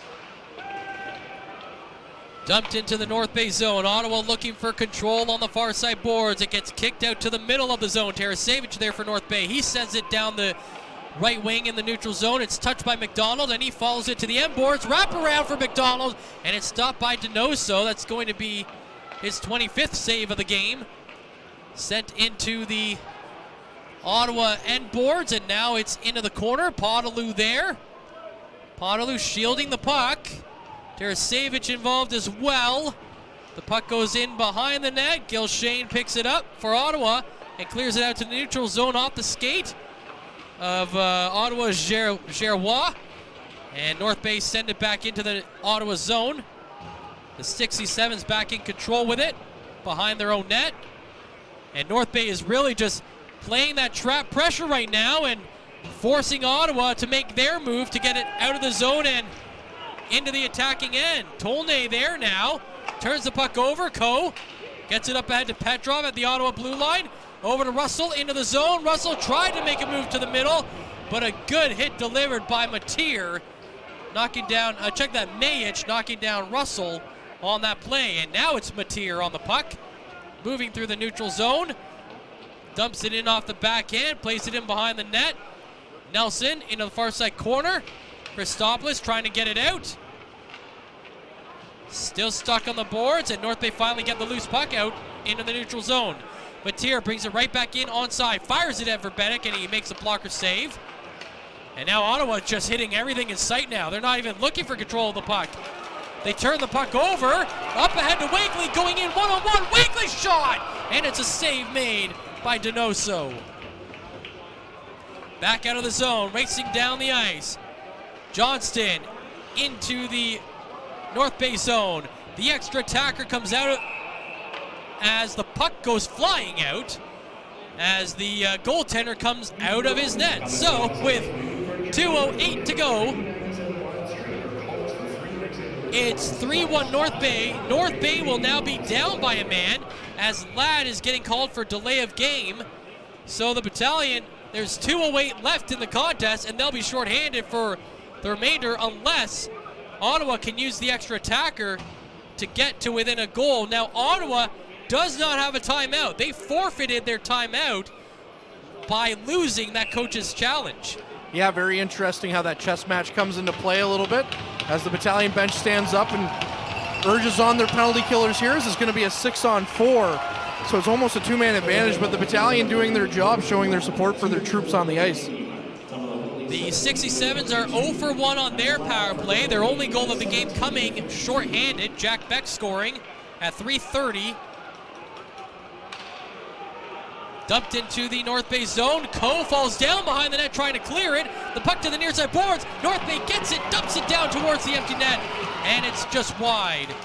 Beck with control, sending around to the near side boards.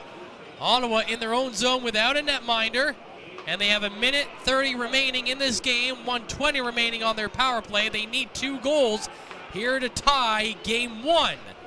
Sent around to the near side in the North Bay zone, back around to the far side. Ottawa trying to control it. They play it in the corner. It's picked off by Christopoulos. He dumps it down the ice and he scores! Paul Christopoulos with his first career playoff goal. And the Battalion lead 4-1 thanks to number 4. Paul Christopoulos hadn't been the most offensive guy this season for the troops, but he certainly has been one of the more steady presences defensively. And that one there proved it there as he was put out there in the final few minutes, well down 2 men. He had the trust of Ryan Houlihan to go out there, and he was able to seal the deal for the Battalion, who will be boogieing all night long as they conceivably will be up a game here in this best-of-7 series.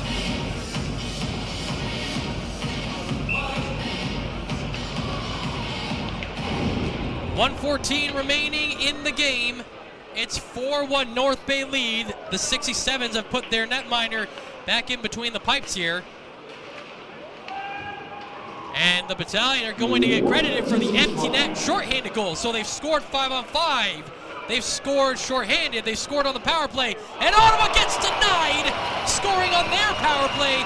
Huge glove save made by Joe Verbetic, stopping Cameron Tolnay point blank.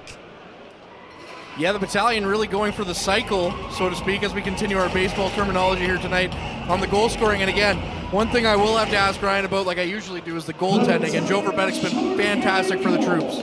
He has stopped 24 shots. Again, the only one he couldn't stop was that turnover in front of the net while the Battalion were on the power play.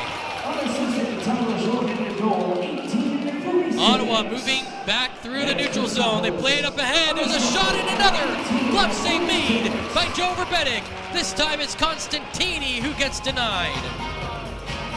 And that, I mean, you talk about having to figure out a new game plan in game 2. These Ottawa players have got to be going down the wire in this one going, okay, how are we going to solve this guy in game 2? Yeah, you know what? Overall, I don't think Ottawa's played themselves a bad game. It's just been Joe Verbetic stood on his head and the troops have capitalized on their chances, and that's what depth really does for you. Absolutely. There's another chance in front of the net. That one's turned aside to the half-boards on the far side. Now to the blue line. Gilshane to the left side. Back to the right side to Gilshane. He dumps it to the corner. Play back up high. It's Sermon there. Penalty's over. Ladd is back on the ice. 4 seconds to go. The shot comes in. Deflected off his stick and out of play. 2.3 seconds remaining on the clock in this 4-1 North Bay lead.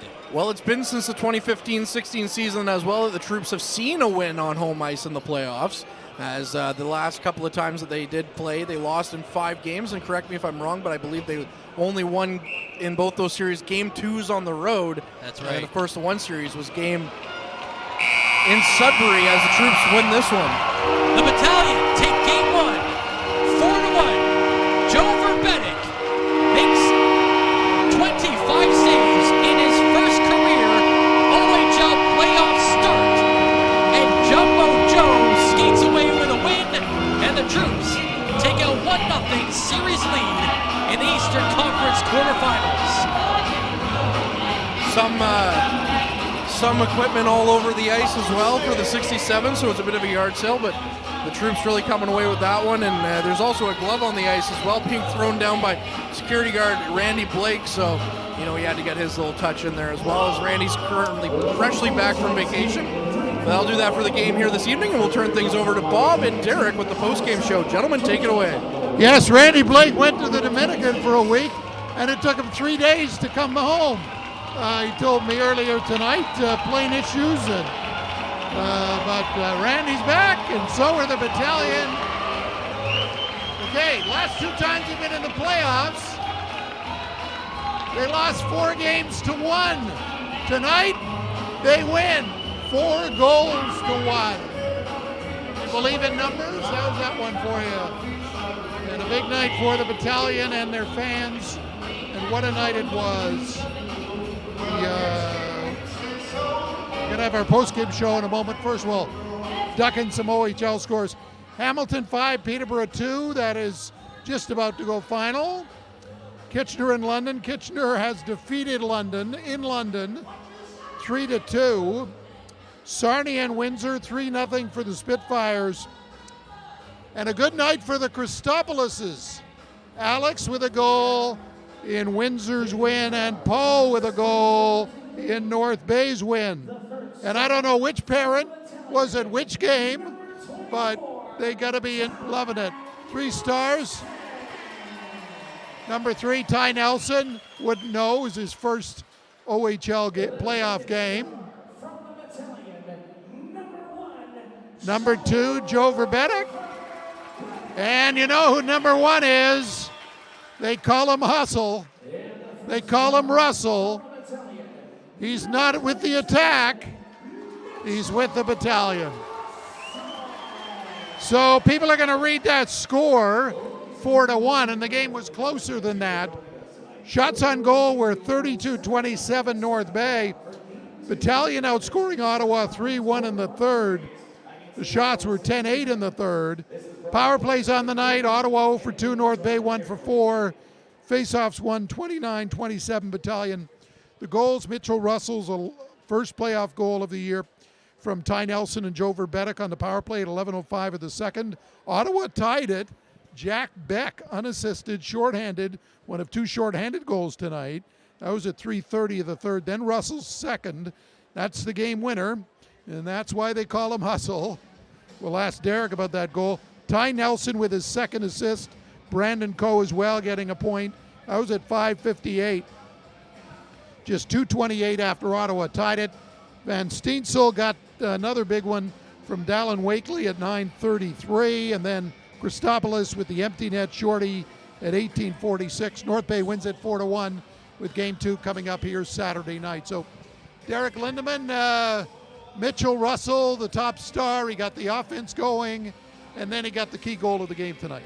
Yeah, that second goal again, another key goal, just almost identical to that, not as in finishing, but identical move. He just busted through the middle of the ice with speed. This time he gets hauled down, and somehow he slides into the goalie. The puck goes into the net. After 2 lengthy reviews, finally it's ruled a good goal. Sending the crowd, that was the loudest I probably heard this crowd, just over 2,300 in here tonight, but sure sounded like close to 3,000. But Mitchell Russell just leading by example. I know after that second goal, I probably counted about 4 or 5 times where he was knocked down. He was the center of attention for Ottawa 67's players for the rest of that third period.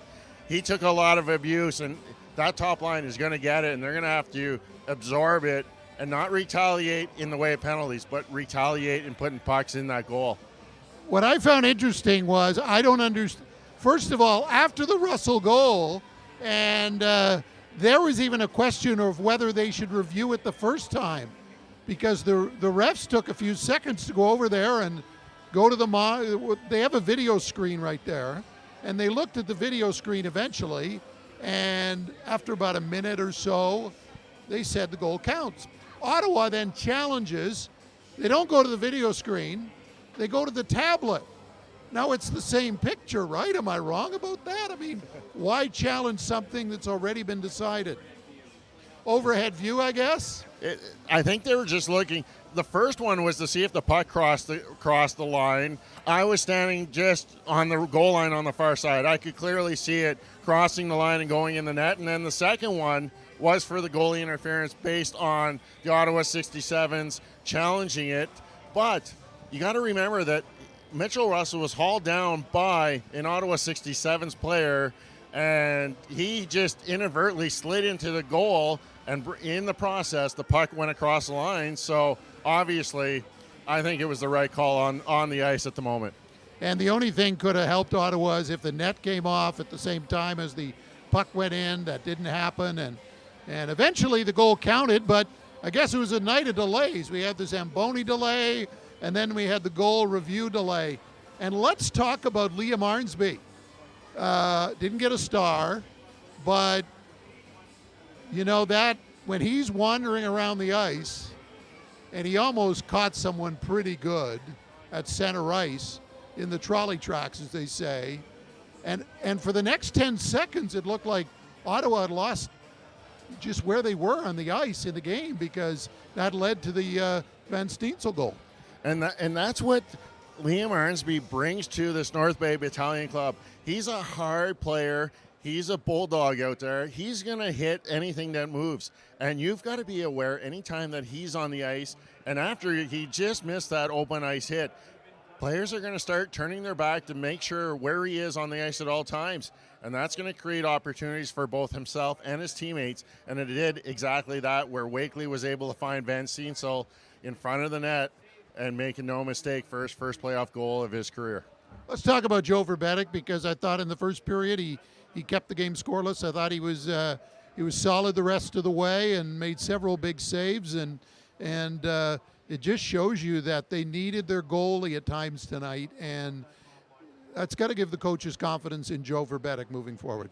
He saw a lot of rubber in that first period, making 11 stops, all shots fired his way. There was a post in that, but when we talk about goaltending, it always comes down to timely saves. He's making those saves when the score is 0-0 and keeping the Battalion in reach, and then, you know, it builds momentum.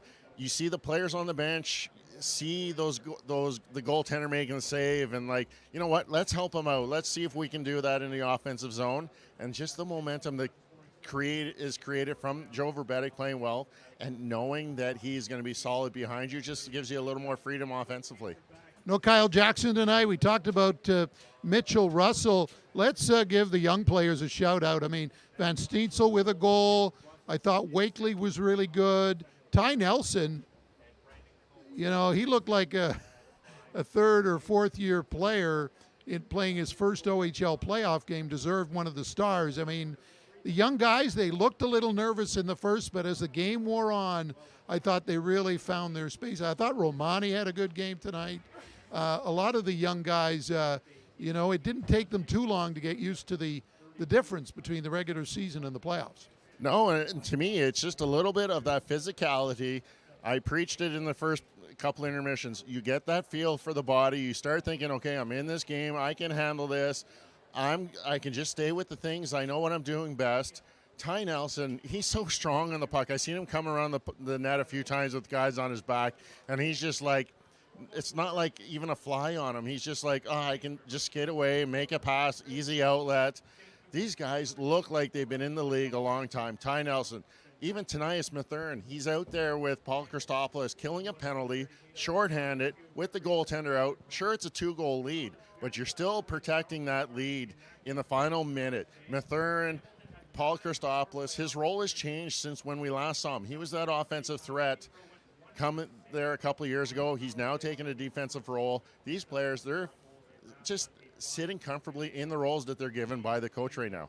That's right. We forget that for guys like Arnsby and Christopoulos, that was their first playoff game tonight as well. They lost a year of their careers, and of course in their first year, the season was shut down just a couple of weeks before the playoffs started. So it wasn't just the young kids, Derek, who had to get used to playoff action. So North Bay's a really young team, and I think they didn't show their youth, their inexperience. I thought Ottawa came at them pretty hard, especially in the first half of the game. And I think what really helps is the whole team was in that learning curve together.